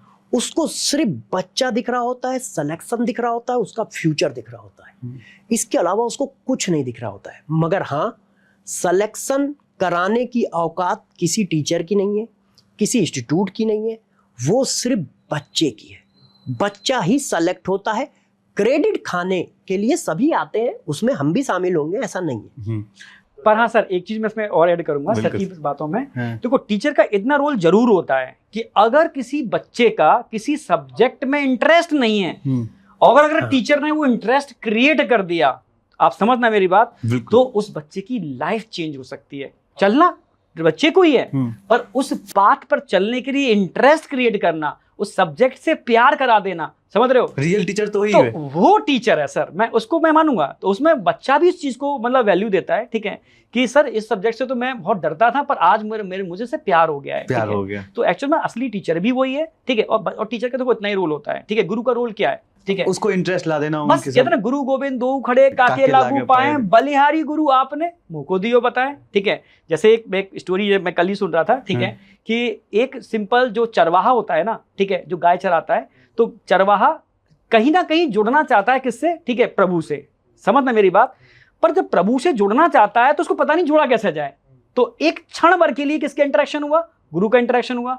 गुरु ने कहा कि बेटा तू कुछ मत कर, तू एक हट ले कि तू जब भी खाएगा तू अपने प्रभु को भोग लगा के खाएगा, ठीक है, ठीक है। और उससे पहले खाना नहीं है, तू वचन दे इतना कर सकता है? तो नहीं, हाँ सर वचन देता हूं, मैं इतना कर दूंगा, ठीक है। अब मैं आपको वचन देता हूं कि जब भी खाऊंगा प्रभु को भोग लगा के ही खाऊंगा, चाहे मेरी मृत्यु क्यों ना हो जाए। तो बस गुरु का रोल इतना ही था, गुरु ने आगे बता दिया उसको, गुरु चला गया, ठीक है। पर उसकी लाइफ चेंज हो गई, क्योंकि उसने हट मान लिया कि जब तक प्रभु नहीं खाएंगे मैं खाना नहीं खाऊंगा, ठीक है। तो उसने कई दिन तक भाई प्रभु को भोग लगाया, वो भाई कहां से आ जाएंगे, वो थोड़ी ना जाएंगे, पर उसने हट मान ली थी, यार खाना तो खा नहीं रहे तो, ठीक है। तो एक दिन ऐसा भी हुआ कि एक्चुअल में, ठीक है स्टोरी, ठीक है, पर उनको आना पड़ा और उसका उद्धार हो गया। तो कहीं ना कहीं लाइफ चेंजिंग रोल प्ले करता है टीचर, पर असली टीचर होना चाहिए, गुरु असली होना चाहिए, गुरु असली होना चाहिए तब, क्योंकि उसको भी और चीजें नहीं दिखनी चाहिए, उसको देखिए मेरे बच्चे का फ्यूचर या मेरे बच्चे की वीकनेस क्या है, उसको मैं आइडेंटिफाई करूं और उसको क्लिक करके उसको वहां तक पहुंचा दूं, ठीक है। एसीपी सर, आपका स्वागत है Sukesh academy. Thank you sir, thank you. कैसे हैं सर आप? बढ़िया सर, एकदम। सर एसीपी क्यों आपका नाम रहा सर? भोकाल सेट होता है ना इससे। पहले रहे हैं क्या? एक्चुअल में नहीं, बचपन में आईपीएस बनना चाहते थे, आईपीएस नहीं बन पाए तो एसीपी बन गए। रियल में सर कि ये होता है ना कि बच्चे जो क्लास में जो डिसिप्लिन रखते हैं, ऑफलाइन में एक्चुअल में खासकर ऐसा होता था, स्ट्रिक्टनेस होती थी क्लास में, तो बच्चों ने ही शुरू कर दिया ऐसे बोलना। ओके। कि एसीपी सर अच्छा मुझे तो ऐसा लगा वोकल सेट होने लगा तो फिर बढ़िया बात है। मुझे एक टाइम पे ऐसा लगा कि सर लगता है बने थे रिजाइन दे दिए थे। नहीं जब बच्चों का ये नाम दिया हो। बिल्कुल। कैसा लगता है बच्चे कोई निक नेम दे देते हैं तो सर? नहीं, बड़ा अच्छा लगता है। और मतलब जब वो आपको सूट भी करे ना तो अच्छा लगता है। फिर एक दो बार तो मैं वैसे थोड़ा सा नहीं होता कि पुलिस वाले यूनिफॉर्म तो नहीं पहन सकते, लेकिन उस तरीके से रोब से चले अगला। तो अभी बच्चा डरते भी आपसे? बहुत डरते होंगे। देखो एज सच बच्चा ऑनलाइन में होता है तो थोड़ा सा डर तो हो ही जाता है टीचर से, बट हम तो कोशिश ये करते हैं कि वो एज ए मतलब दोस्त समझे, हर बात शेयर कर सके, पूछ सके। हम तो कोशिश यही करते हैं। Okay sir. तरुण सर, मैं वीडियोस देख रहा था सर आप लोग का उस टाइम का, जब आप लोग कंपनी स्विच किए थे। तो सर आपकी वीडियो देखा था, एमडी सर का देखा था, सर्वेश सर का नहीं देखा था। अच्छा, छोड़ने वाला वीडियो कह रहे हो क्या? अरे तो सर्वेश सर का वीडियो आने से पहले फिर हमारे मित्र का वीडियो आ गया था। तो उन्होंने सब बताया कि अब होता है कई बार, है ना, तो आएगा सर्वेश सर का, रखा है वीडियो, जल्दी आएगा। तो भविष्यवाणी गलत साबित कर दी। असल में क्या है, देखो भविष्यवाणी वगैरह कुछ नहीं होती है। नॉर्मली क्या होता है कि हम रिजाइन करके जो भी करते हैं वो पता सबको होता है। हाँ, तो वो उनका अपना तरीका है उस चीज़ को डील करने का। पर हमने जो था, हमने अपनी बात बोली थी और बच्चों ने उस चीज़ को मतलब एक्सेप्ट भी किया था कि हाँ सर लोग ठीक कह रहे हैं। अब मेरे को ऐसा लगता है कि एक शायद एमडी सर की वीडियो थी, एक मेरी थी। उसके बाद शायद सर की कोई वीडियो आई थी वहाँ से, तो उसके बाद फिर वो मतलब कोई वो नहीं था कि वो कह रहे थे हमने बता दिया, जबकि पता सबको था कि कौन कौन मतलब ऑलरेडी रिजाइन कर चुका है। क्योंकि जब हम रिजाइन करके आ रहे हैं तो पता ही है ना कि कौन छोड़ रहा है, कौन छोड़। अच्छा, आप लोग ने रिजाइन करके आए? प्रॉपर 1 महीने पहले रिजाइन किया है और वो सारा दिया था। ओके। लेकिन वहाँ पे कुछ ऐसा सुनने में आया कि 2 महीना पहले शादी था, आप लोग ने बताया भी नहीं, शादी पे गिफ्ट दिया। पर्सनल हमें तो नहीं कुछ ऐसा पता था, लेकिन ठीक है, हम लोग इस चीज की रिस्पेक्ट भी करते हैं। हम लोग गए भी थे, ऐसा नहीं है। और अभी भी मतलब रिलेशन नॉर्मल से ही, हम लोग बात होती है, मैक्सिमम लोगों से बात होती है। ऐसा नहीं कि रिलेशन बहुत खराब है या वो है। वो तो क्या है कि ऑनलाइन जो चीजें दिखती हैं वो रियल में बैकग्राउंड में वैसी होती नहीं है। मतलब ऐसा लगता है कि नहीं कि जी तलवारें हैं, बंदूकें चल रही होंगी, रियल में ऐसा कुछ नहीं होता है। बस ये है कि ऑनलाइन चीज़ों को प्रोजेक्ट किया जाता है अलग तरीके से, है ना। कुछ भी बोल दिया जाता है या कुछ भी टीचर के बारे में मतलब लिख देते हैं, बच्चे लिख देते हैं, जो भी है होता है वो। उसको हम लोग भी पहले नहीं समझते थे, अब हम समझते हैं। अच्छा। अब जैसे मान लो मेरे को एक कमेंट आई कल, कुछ अजीब सी थी, मैंने उसको ब्लॉक कर दिया इंस्टाग्राम पे। मैं पहले उसको सीरियस भी लेता था, पर मुझे ये समझ में आ रहा है कि जो पढ़ने वाला बच्चा, मान लो मुझे जो बच्चा जानता है, फॉलो कर रहा है, वो पढ़ने वाला है, तो पढ़ने वाले को तो कंटेंट ठीक मिल रहा है ना, उसको सर से क्या लेना देना इसके अलावा। और बच्चे को टीचर से कंटेंट के हिसाब से जुड़ा हुआ है ना, उसको मेरी पर्सनल लाइफ से और मेरे उससे कुछ मतलब भी नहीं होना चाहिए। और फिर हम लोग अपना कंटेंट अच्छे से डिलीवर करते हैं। हम इस चीज़ को अब एक्सेप्ट करते हैं कि यार जो नेगेटिव बोलने वाले हैं उनको तो बोलना ही है। और सर आप लोग आजकल सुनते हैं सर, जैसे आप लोग रोने लगे थे, क्या सर ये पहले से आप लोग का था कि रोने लगेंगे? सर लोग बोलते हैं सर। देखो उस समय क्या हुआ था, मैं आपको बताता हूँ एग्जैक्टली क्या हुआ था। हम पहले ही जब, क्योंकि किसी चीज़ पे बहुत लंबे समय से काम कर रहे हैं, तो जब आप उसको स्विच करते हो तो आपको तकलीफ बहुत होती है। दूसरी चीज़ क्या थी, हम सब ने बहुत पर्सनल लॉस झेल के काम किया था उस समय, तो वो उस चीज़ का हमें पेन बहुत था। तो जब हम वो रिकॉर्ड कर रहे थे तो वो इमोशनल हो गए और उसमें हमने बोल भी दी, मतलब वो डाल दी वीडियो बाई चांस। अगर बाद में रियलाइज़ हुआ कि नहीं डालनी चाहिए थी, तो वो उस तरीके का था। अब इसको कोई कुछ भी बोले, उसको तो हम लोग अब डिफेंड नहीं कर सकते, क्योंकि वो टाइम चला गया, बात भी आगे चली गई। लेकिन रियल में होता क्या है कि हम लोग उस चीज़ को लेके बड़े इमोशनल थे कि यार हमने एफर्ट किया था। हम किसी को कोई ब्लेम नहीं कर रहे, मतलब अब एफर्ट किया था और चीज़ पे बहुत मेहनत करी, और फिर वो चीज़ हम छोड़ रहे हैं, छूट गई, उसका दुख होता है। ऐसा नहीं कि उसका पेन नहीं होता, सबको होता है। तो वो था, उस वक्त था, तो वो उसका रिस्पॉन्स था। अब उसको मैं लाइव आके बताऊं या जैसे बताऊं, वो एक फ्रेम ऑफ माइंड था हमारा जो इस वक्त बहुत दिमाग में चल रहा था, वो उसका एक रिस्पॉन्स था। उसके अलावा तो कुछ था नहीं। ठीक है, अब चीज़ें जैसे आगे चली गई हैं, सब लोग अपनी लाइफ में बिजी हैं, सब लोग पढ़ा रहे हैं। कभी कभी क्या होता है कि जैसे मान लो हमारा पढ़ाया हुआ बच्चा डिफरेंट प्लेटफॉर्म पे नाम भी ले देता है, तो हम उस चीज़ को अप्रिशिएट करते हैं कि यार उन्होंने अलाउ किया उस बच्चे को नाम लेने, तो अच्छी बात है ये, अच्छी बात क्योंकि है। बच्चा जिससे पढ़ा उसका नाम तो वो यहाँ भी लेगा। मान लो हमारे पास बहुत सारा ऐसा बच्चा होता है जो हमारे यहाँ पढ़ रहा है, वहाँ के टीचर का नाम लेता है, तो हम लोग अप्रिशिएट करते हैं और ये एक हेल्दी वो है कि मतलब बच्चे को कंपटीशन, देखो आप समझो डिफरेंट कोचिंग खुलने से बच्चे को अच्छा कंपटीशन मिलेगा, उसको मिलेगा डिफरेंट लोग जो हैं वो पढ़ा रहे हैं, तो एक बढ़िया माहौल मिलता है। तो उस बीच में जो चीज़ें हुई, हम भी कई बार सोचते हैं यार नहीं होती तो अच्छा था इस चीज़ को लेके, लेकिन स्टिल हम मानते हैं कि एक इमोशन थे जो उसमें ये चीज़ें हो जाती है, इस चीज़ को हम फील करते हैं। पर ऐसा कोई बोले कि नहीं वो प्लान था या वो था, तो ये उस आदमी से पूछो कि जिसने 3 साल 2 साल पूरी जान लगा के पढ़ाया हो, पर्सनल लॉस झेले हों, तो उनसे अगर आप ये कहोगे कि नहीं ये प्लान था, तो यार फिर तो कुछ भी बोल सकते हैं। सर एक मैं एमडी सर से पूछना चाहूँगा, सर आपके अप्रॉक्स 52 लाख के पैकेज थे पहले, और उस पैकेज को छोड़ के कम पैकेज पे आना क्या क्यों आए थे सर? अच्छे पैसे मिल रहे थे तो? नहीं देखो, पैसे के लिए तो मतलब पैसे के लिए कोई काम नहीं करता, ठीक है, मतलब पैसे के लिए करते लेकिन हैं, लोग ये नहीं बोलते कहता, हैं कि हाँ, पैसे के लिए काम हाँ, करते हैं। नहीं, नो डाउट चीज़ें होती हैं, पर परिस्थिति उस समय भी चीज़ें होती हैं, ठीक है। तो जब लॉकडाउन आया था, मैं बिल्कुल रियल बता रहा हूँ, ठीक है, जब लॉकडाउन आया था तो उस समय कुछ ऐसी स्थिति थी ना कि लोग पैसे नहीं सोच रहे थे कि पैसे अब ऐसे होने चाहिए, ठीक है। ये सोचता है इंसान कि लॉकडाउन में अनफेवरेबल कंडीशन में मैक्सिमम बच्चों तक आप अगर कुछ अच्छी चीज़ें पहुंचा सकते हो, ठीक है, तो इससे बेस्ट कुछ नहीं हो सकता, ठीक है। उस समय एक्चुअल में किसी ने भी पैसे के लिए कुछ सोचा नहीं था, ठीक है, कि क्योंकि वो स्थिति ऐसी थी, ठीक है, वो पैसे कमाने वाली स्थिति नहीं थी, ठीक है, वो सिर्फ मतलब आप कह सकते हो बच्चों के लिए कुछ करने वाली स्थिति थी, तो लोगों ने बस वो सोच के काम किया, पैसे के लिए नहीं किया था। ओके सर मैं जैसे ही बोला था स्टार्टिंग में ही एक दूसरे के बारे में बताना है, तो अभी हम लोग एक साथ हैं, तो हम तरुण सर से स्टार्ट करते हैं। आप एमडी सर के बारे में कुछ बताइए, ये एक अच्छी चीज है, नहीं कोई स्पेसिफिक चीज पूछो। हाँ मतलब जो आपको लगे होंगे सर में एक ये अच्छी चीज है, और ये चीज जो है इनको सर को सुधारना चाहिए, ये थोड़ा आप पहले अच्छी चीज पूछ रहे हो, सुधारना चाहिए, दोनों एक एक चीज बताना चाहिए। अच्छा मैं आपको एक चीज बताता हूँ, एमडी सर जैसे जो जब वो बात करते हैं ना, बहुत स्टेबल रहते हैं और बहुत मोटिवेशनल तरीके से किसी को भी अच्छा मोटिवेट कर सकते हैं। और मुझे मतलब ऐसा मेरे से ज़्यादा है इनकी, ऐसा लगता नहीं है, मैं क्लियर बता रहा हूँ आपको, मेरे से ज़्यादा है। तो एज अ बड़े भाई ये मेरे को बहुत सारी बात बताते हैं कि सर आपको ये चेंज करना चाहिए, क्योंकि बाय नेचर मेरा मतलब वैसा है, स्पॉन्टेनियस है। मैं बहुत बार अलग सर से भी लड़ा हूँ, मेरे पास ऐसी ऐसी चीज़ें थी कि मैं कुछ बैच को लेके, कुछ टीचर को अलॉट हुआ था उसको लेके भी उनसे लड़ा हुआ, तो मैं स्पॉन्टेनियस किसी से भी लड़ जाता था। तो ये मुझे मतलब मेरे नेचर में ही है। तो इन्होंने कई चीज़ बताई, सर आप थोड़ा सा ना अपने को स्टेबल करो, और ये चीज़ें मैं मतलब काफ़ी कुछ सीखता हूँ इनसे।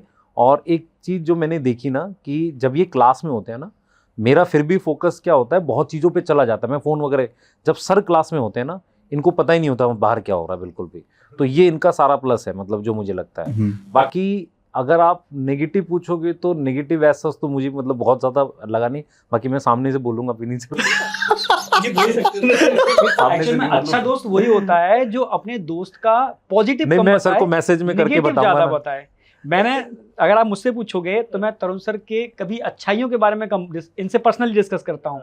अच्छाइयाँ तो उनकी हैं, पर जो कमियां हैं मैं उनकी बात करता हूँ। अभी खुद बताएंगे दोस्त यही होता है कि जब पैर खींचते हैं, जब उनका वो रहता है। एक चीज मैं आपको बोलूंगा, मुझे पता है इनकी अच्छाइयां ज्यादा हैं, पर कुछ कमियां हैं, अगर सुधार लें तो ये बहुत बेस्ट हो सकते हैं। तो भाई दोस्त का फर्ज यही है, ठीक है, कि अपने दोस्त में जो कमियां हैं उनको दूर करके उसको और ऊपर और बढ़िया लेवल पे लेके जाए। तो मेरी तो प्रायोरिटी ये रहती है, ठीक है। कुछ बोल रहे थे मैं ये कह रहा था, जैसे क्या होता है कि हम लोग एक कोचिंग में आके मिले, ठीक है।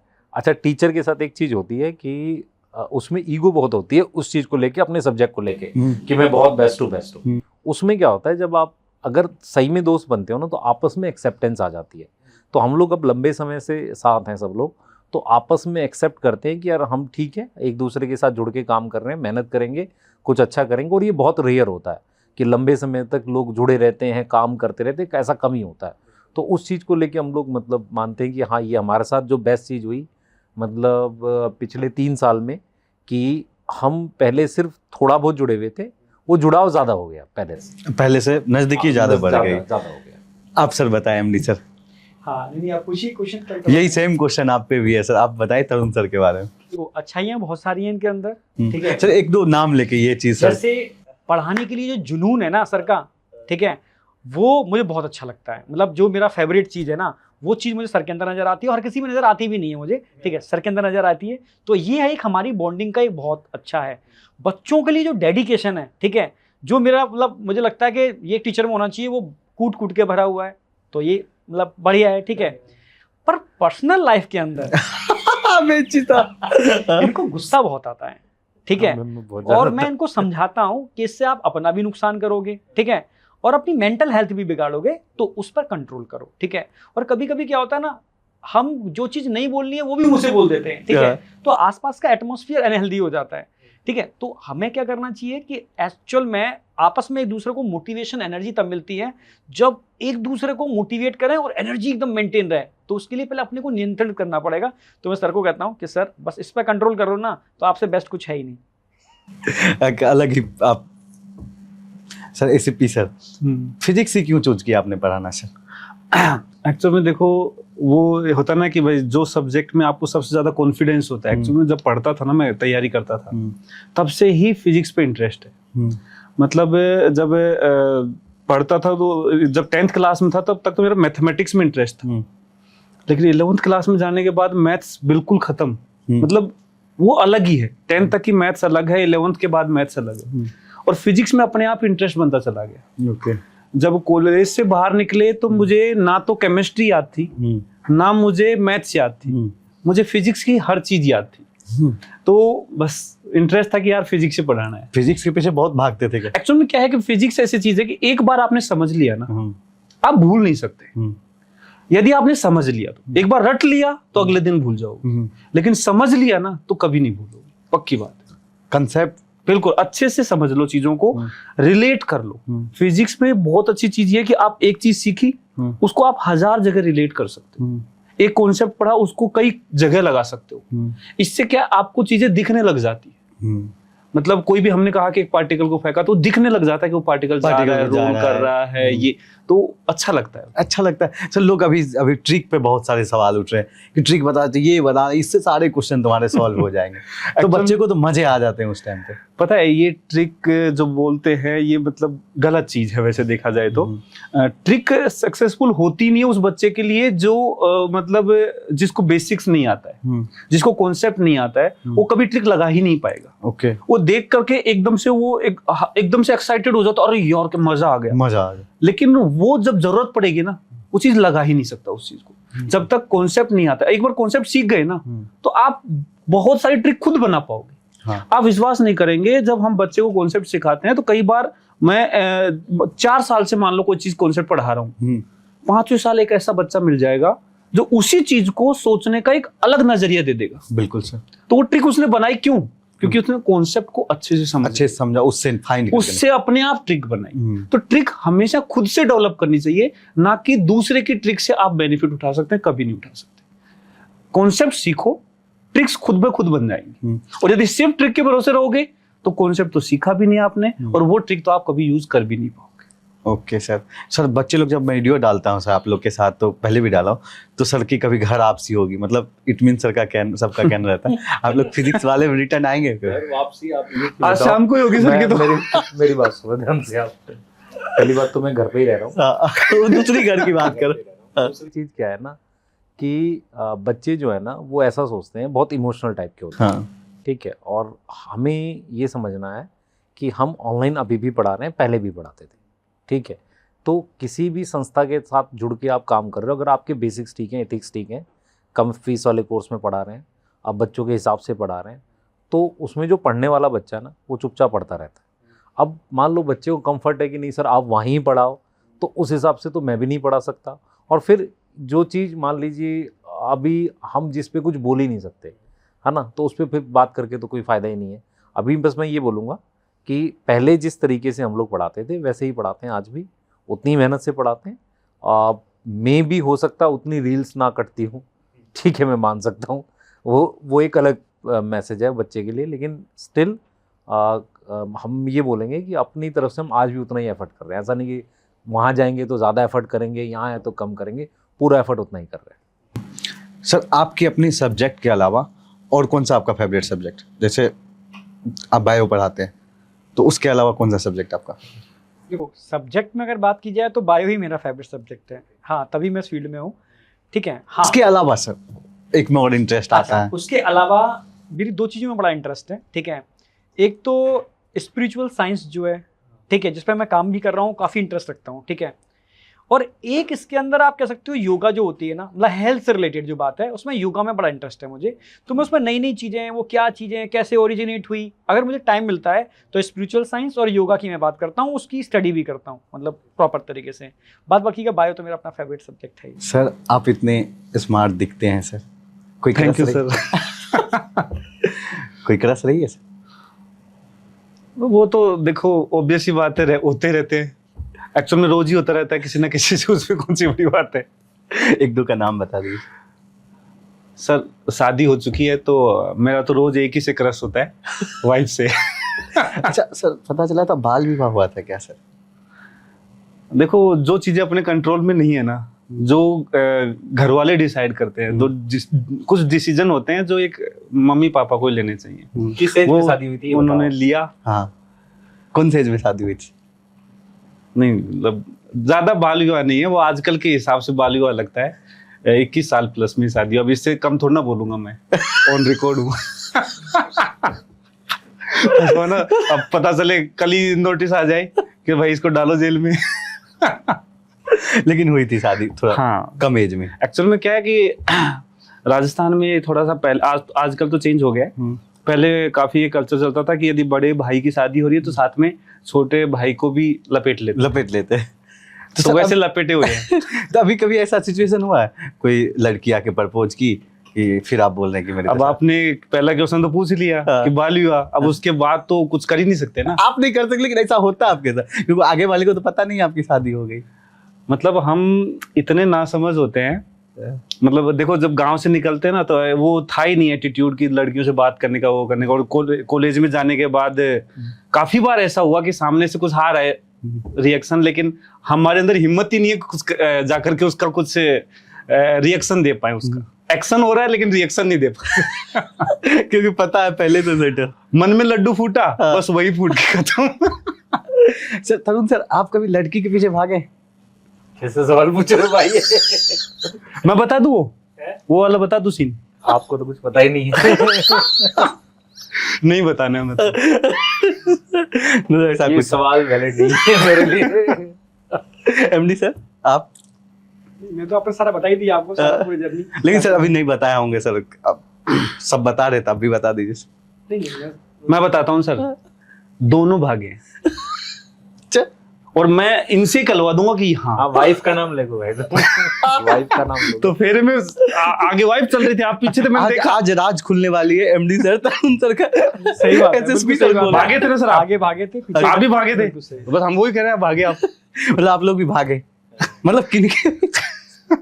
लड़की के पीछे ही भागे थे, मतलब वो है अभी? उसके बाद औरत बनी वो। पहले तो लड़की ही थे।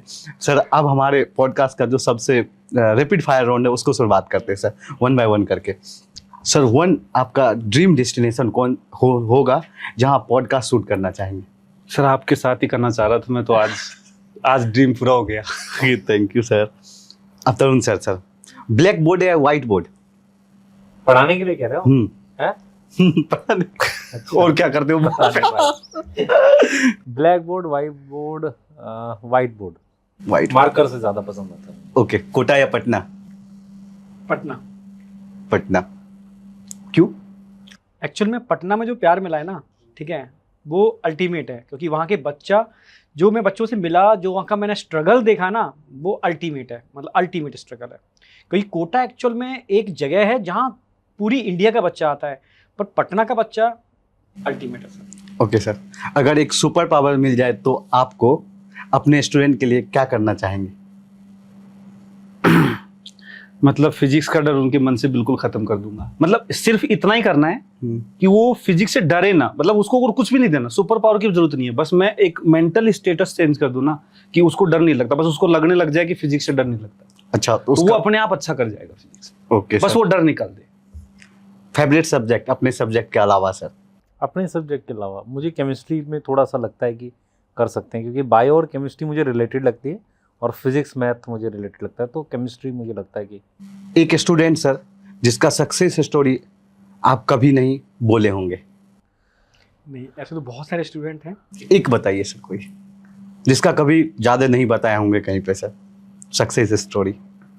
अब एक तो पर्सनल नहीं है, बट हाँ मतलब अब एक तो नहीं, मतलब मुझे याद आ रहा है। किसी के बारे में बताइए सर, जो एक स्टूडेंट हो, उनका लगा होगा ये बहुत स्ट्रगल स्टोरी रहा है लेकिन शेयर नहीं कर पाए। हाँ, एक स्टूडेंट था, वो पटना का ही था, ठीक है, और वो कारखाने में काम करता था और उसको मैंने ही पढ़ाया था, ठीक है। तो मुझसे मिलने आया था एक बार, वो साइकिल से 50 किलोमीटर साइकिल चला करके, ठीक है, जो मुझे याद रहेगा। ओके, 50 किलोमीटर साइकिल चला करके 50 किलोमीटर चला करके साइकिल वो आया था। उस पर कपड़े भी उसके बहुत अच्छे नहीं थे, मतलब शर्ट की स्थिति बहुत खराब थी, तो वो मैं कभी नहीं भूलूंगा। अभी वो कहाँ है सर? हाँ, अभी वो मतलब डॉक्टर तो नहीं बनाए, ठीक है, बट हाँ वो अपनी लाइफ ठीक ठाक अच्छी सी एंजॉय कर रहा है, मतलब अपने लाइफ में सक्सेसफुल है।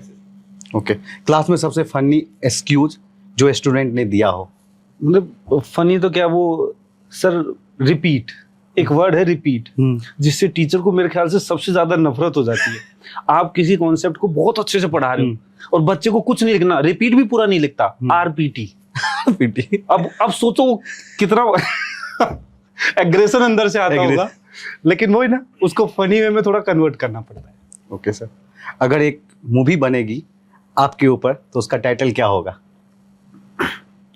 टाइटल क्या होगा है? The silent man.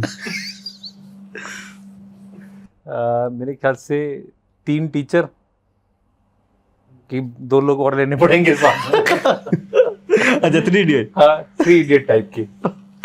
सर लगते भी आप लोग अभी बात करते हैं तो एकदम वही वाला माहौल जनरेट कर देते हैं एक दूसरे का। सर अगर आपको एक दिन बॉलीवुड एक्टर बनने मिले तो कौन होते हो? किसके रोल में आप आएंगे?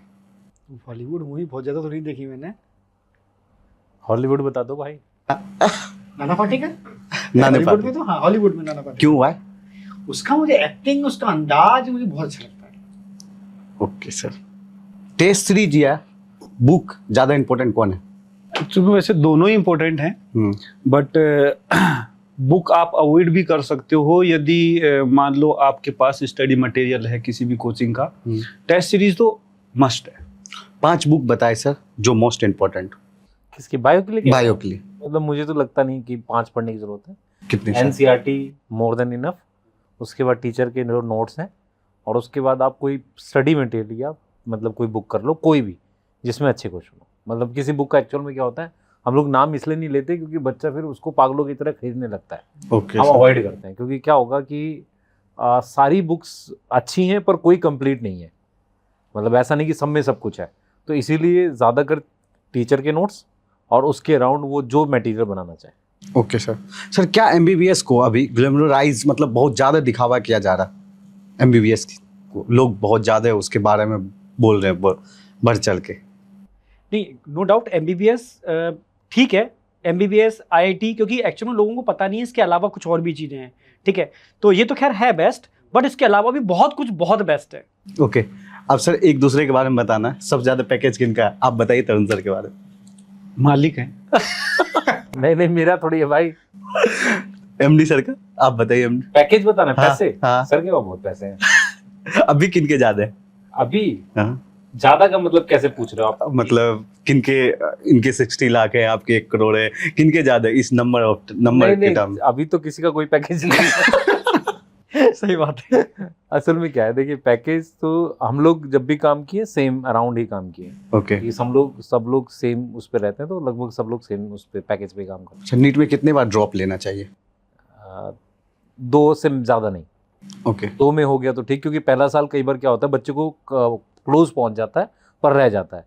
2 से ज़्यादा अगर आप ले रहे हो तो कोई बहुत मेजर कमी है, वो अगर दूर नहीं हुई तो नंबर ऑफ ड्रॉप कितने भी चले जाएंगे। ओके, अभी आप कि एक टीचर का नाम लूँगा मैं, किसी भी टीचर का रैंडम, उनके बारे में बताना है। तो मैं MD सर से शुरुआत करता हूँ। पंकज सर। भाई दोस्त है, साथ में पढ़ा है और क्या।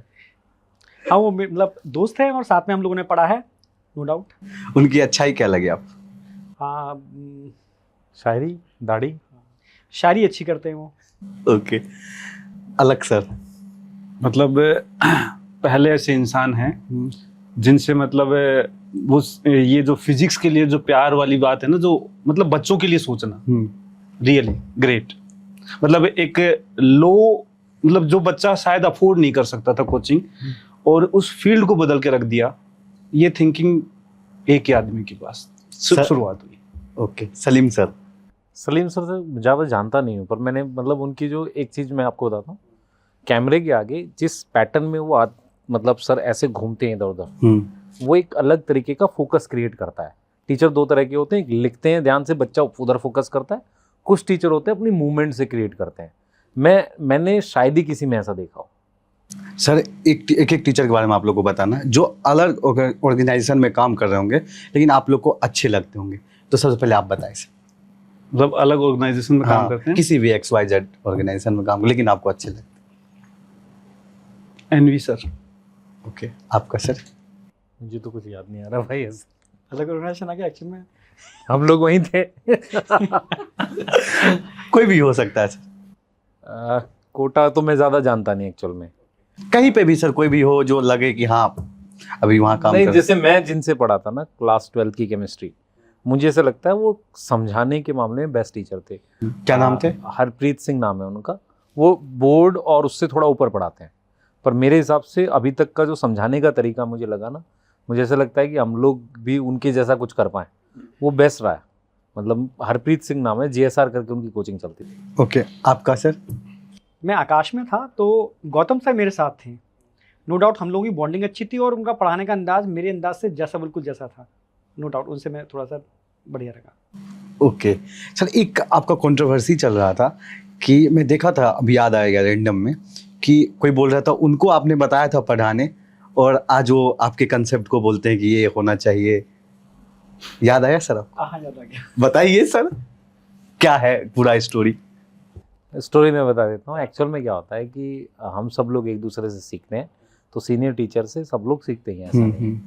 तो बच्चे क्या होते हैं, कई बार ऐसी कमेंट कर देते हैं क्लास में, जिसमें अगर टीचर कुछ रिस्पॉन्स करता है तो उसको क्लिप काट के डाल देते हैं, और फिर उस पर जो और कमेंट आ जाती है उससे हो जाता है। लेकिन रियल में सभी लोग जो है एक पर्टिकुलर मतलब कॉन्सेप्ट पढ़ाते हैं। तो सर के जो कॉन्सेप्ट है ना, मैं रियल में बता रहा हूँ आपको कि हमारे पास लिंक्डइन एक प्लेटफॉर्म है, वहाँ से इतने सारे मैसेज हैं कि बहुत सारे लोगों ने सीखा है, और सीखना कोई गलत तो है ही नहीं, तो सीखते ही लोग, तो उसमें कोई ऐसी गलत नहीं है। क्या कंसेप्ट था जिसके लेके आपने बताया था कि ये तो मैं ही बताया था इनको? अच्छा कुछ नहीं, कुछ ऐसा कुछ नहीं है। देखो मेन चीज़, अगर कोई मतलब ये तो अच्छा ही है कि अच्छा कंटेंट बच्चों तक पहुँचे, ठीक है। और ऐसा नहीं है कि मैं ही पढ़ाया था, ठीक है, सभी पढ़ा रहे हैं, अच्छा पढ़ा रहे हैं, और उसको मैं ही सिलेक्ट किया हूँ, मैं ही था उस टाइम पे। देखो कुछ चीज़ें तो देखो रिफ्लेक्शन में निकल भी जाती हैं, ठीक है। कुछ चीज़ें होती हैं, ठीक है। किस बात पर निकली थी, क्या चीज है, मतलब उसको थोड़ा कुछ कमेंट्स थे कंटिन्यू आ रहे थे, ठीक है, तो उन कमेंट के लिए थोड़ा रिस्पांस निकल गया होगा मेरा, ठीक है। बट हाँ, वो टीचर सारे अच्छे हैं, सब डेडिकेशन से पढ़ाते हैं, ठीक है, सबसे इंपॉर्टेंट चीज़। और मेन चीज़ बच्चों तक अच्छा कंटेंट पहुंचना चाहिए, चाहे वो मतलब मेरा ही कंटेंट किसी और के थ्रू पहुंचे तो भी गलत नहीं है, अच्छा है ये तो, ठीक है। हो गया सर। आप जिस ऑर्गेनाइजेशन में भी पढ़ा रहे हैं, उसके अलावा कोई फेवरेट टीचर आपके? खान सर। क्यों, व्हाई? वो ऐसे हैं जो हर एक इंसान को इम्पैक्ट डालते हैं, उसकी लाइफ भी चेंज कर सकते हैं और उसकी एजुकेशन जर्नी भी चेंज कर सकते हैं, उनमें वो पावर है। ओके सर, आपके सर? अलग सर और खान सर दोनों ही। दोनों क्यों सर? एक्चुअल में दोनों के अंदर मैंने जो देखा ना, जो एक जुनून काम करने का, ठीक है, और बच्चों के अंदर सब्जेक्ट के लिए प्यार जगाने वाला जो मेन सबसे इंपॉर्टेंट चीज़ होती है, वो दोनों के अंदर देखने को मिलती है। ओके सर, आपने बताया था एनवी सर। एनवी सर क्यों सर? देखो एनवी सर में एक्चुअल में देखो कॉन्सेप्ट क्लैरिटी है ना, मैंने वहीं से देखी। अच्छा। चीज़ों को इतना रिलेट करके अच्छे से समझाना, सबसे पहले मतलब जब स्टार्ट किया था पढ़ाना, तो वहां से देखा कि यार इस तरीके से चीज़ों को समझाया जा सकता है, प्यार से बच्चों को समझाया जा सकता है। तो वहां से वो हो जाता ना, एक कनेक्शन हो जाता है वो वाली। आपको मोटिवेट करने वाली चीज़ क्या है? स्टूडेंट का प्यार, रिजल्ट, या कुछ और? स्टूडेंट का प्यार, क्योंकि वो सबसे ज़्यादा मोटिवेट करता है। जब आपको ऐसे कमेंट मिलते हैं तो वो एक अलग एनर्जी लाता है, जिसकी वजह से आप मतलब बच्चों के लिए और आगे बढ़ के कर पाते हो। ओके सर, अगर एक दिन के लिए आप स्टूडेंट होते, किसका लेक्चर अटेंड करना चाहते? एक दिन के लिए होता तो मैं नो डाउट, मेरी फिजिक्स बहुत वीक है, तो फिजिक्स का लेक्चर अटेंड करना चाहता। किनका सर? तो भाई फिजिक्स में अगर मैं कहूँ तो मैं ACP सर का लेक्चर अटेंड करना चाहता। गजब पढ़ाते हैं भाई ये। अच्छा सर, फ्री टाइम में आप क्या करना पसंद करते हैं, टीचिंग या कुछ और? उसके अलावा कुछ और एक्चुअल में मूवी देखना मुझे बड़ा पसंद है। ओके। मतलब मेरे को मौका मिल जाए तो मैं एक वीक के लिए गायब हो जाऊं, जितनी भी मूवी बची हुई सारी देख डालूं। ऐसा क्यों सर? अच्छा लगता है एक्चुअल में, बस कुछ नहीं होता, करना होता ना, उसमें मेहनत नहीं करनी होती। अच्छा। आराम से बैठ जाओ और मूवी देखो। ओके। क्लास के दौरान कभी ऐसा हुआ है स्टूडेंट ने आपको छुपके से कंफ्यूज कर दिया? हाँ, बहुत बार हुआ है। कभी कभी बच्चे वो कॉन्सेप्ट बता देते हैं जो कॉन्सेप्ट टीचर नहीं, मैं तो लाइव क्लास में बताता हूँ ऑफलाइन में। मैंने एक क्वेश्चन को एक कॉन्सेप्ट सॉल्व किया, मेरे पहली सीट पे बैठा हुआ बच्चे ने कहा सर क्या हम इस क्वेश्चन को इस तरीके से सॉल्व कर सकते हैं, और वो तरीका मेरे तरीका से बेटर तरीका था। और ये ऐसा नहीं है, ऑफलाइन के 17 साल की टीचिंग में ऐसा 3-4 बार हुआ है। सबसे पहली कब आपकी गर्लफ्रेंड बनी थी? सबसे पहली गर्लफ्रेंड और सबसे लास्ट गर्लफ्रेंड दोनों का नाम मेरी वाइफ है। एक सवाल लिया सर, सच्ची सर? यस। ओके, लगता तो नहीं है सर। और लगता तो बहुत सारी चीजें नहीं है। आपकी सर? नहीं, गर्लफ्रेंड बनी नहीं मेरी, ठीक है। सीधी वाइफ बनी है। सीधी वाइफ बनी है, क्योंकि हम लोग मतलब अरेंज मैरिज थी तो उसके बाद ही मिले। अच्छा, एक बच्चा का टाइम टेबल क्या होना चाहिए? देखो, टाइम टेबल से बच्चा पढ़ता नहीं है, ठीक है। मैं ये कहूँगा कभी टाइम टेबल बनाना ही नहीं चाहिए, ठीक है। बस डेडिकेशन होकर के अपने करंट को बेस्ट करना चाहिए कि आज जो मुझे पढ़ाया गया है, ठीक है, वो मुझे कवर करना है और टाइम टू टाइम उसका रिवीजन करना है, ठीक है। फिर घंटा, भाई कोई बच्चे हो सकता है उस चीज़ को 2 घंटे में कवर कर लें, कोई 6 घंटे में कर ले, तो टाइम टेबल के हिसाब से चीज़ें नहीं होती। अपना टारगेट लेके चले कि इस टारगेट तक मुझे इतना पूरा करना है, चाहे उसके लिए मुझे दिन में पढ़ना पड़े चाहे रात में पढ़ना पड़े। टारगेट बेस्ड स्टडी होगी और प्रॉपर मॉक टेस्ट देगा, कमियों को आइडेंटिफाई करेगा, उन कमियों पे काम करेगा, तो कोई ताकत उस सिलेक्शन को रोक नहीं सकती। ओके सर, एक सक्सेसफुल स्टूडेंट होने के लिए 3 पॉइंट बताना, ये तीनों चीज होना चाहिए। देखो, सबसे पहला पॉइंट है कि जब भी आप तैयारी कर रहे हो तो आपके पास हमेशा 2 रास्ते होंगे। एक रास्ता कि आप उस मोमेंट पे मान लो आपको अच्छा नहीं हो रहा तो आप गिव अप कर दो और खत्म, मतलब उसको बस लेट गो कर दो। दूसरा होगा कि आप फाइट करो, मतलब करते जाओ। यदि दूसरा वाला ऑप्शन जिसने चूज किया ना, वो हमेशा सक्सेसफुल होगा ही होगा। दूसरा, टाइम टेबल नहीं बनाओ, टारगेट अप्रोच रखो। मतलब टारगेट अप्रोच जैसे कि मेरे को फिक्स कर लिया कि मैं डेली फिजिक्स के 25 क्वेश्चन करूंगा। रात को सोते समय भी यदि मान लो आपके 25 क्वेश्चन नहीं हुए कि अब तो अब नींद आ रही है, तो आप चाहे थ्योरेटिकल 25 क्वेश्चन पढ़ लो, लेकिन 25 क्वेश्चन करने हैं। टारगेट बनाना स्टार्ट कर दो। लाइफ का सबसे खराब डिसीजन क्या रहा आपका? ये लगा कि सबसे खराब डिसीजन था, और क्यों? लाइफ का ऐसा कोई डिसीजन वैसे अभी तक आया नहीं है जो सबसे खराब हो। मतलब लगा होगा ना अभी तक के डिसीजन में ये थोड़ा खराब था? ऐसा तो कोई डिसीजन नहीं है, मगर ऐसा कोई डिसीजन मुझे अभी फील नहीं है कि हाँ यार ये बहुत खराब डिसीजन है। ऐसा अभी को मतलब कोई डिसीजन आया ही नहीं मेरे सामने। स्टूडेंट लाइफ में? हाँ, स्टूडेंट लाइफ में भी नहीं आया कभी।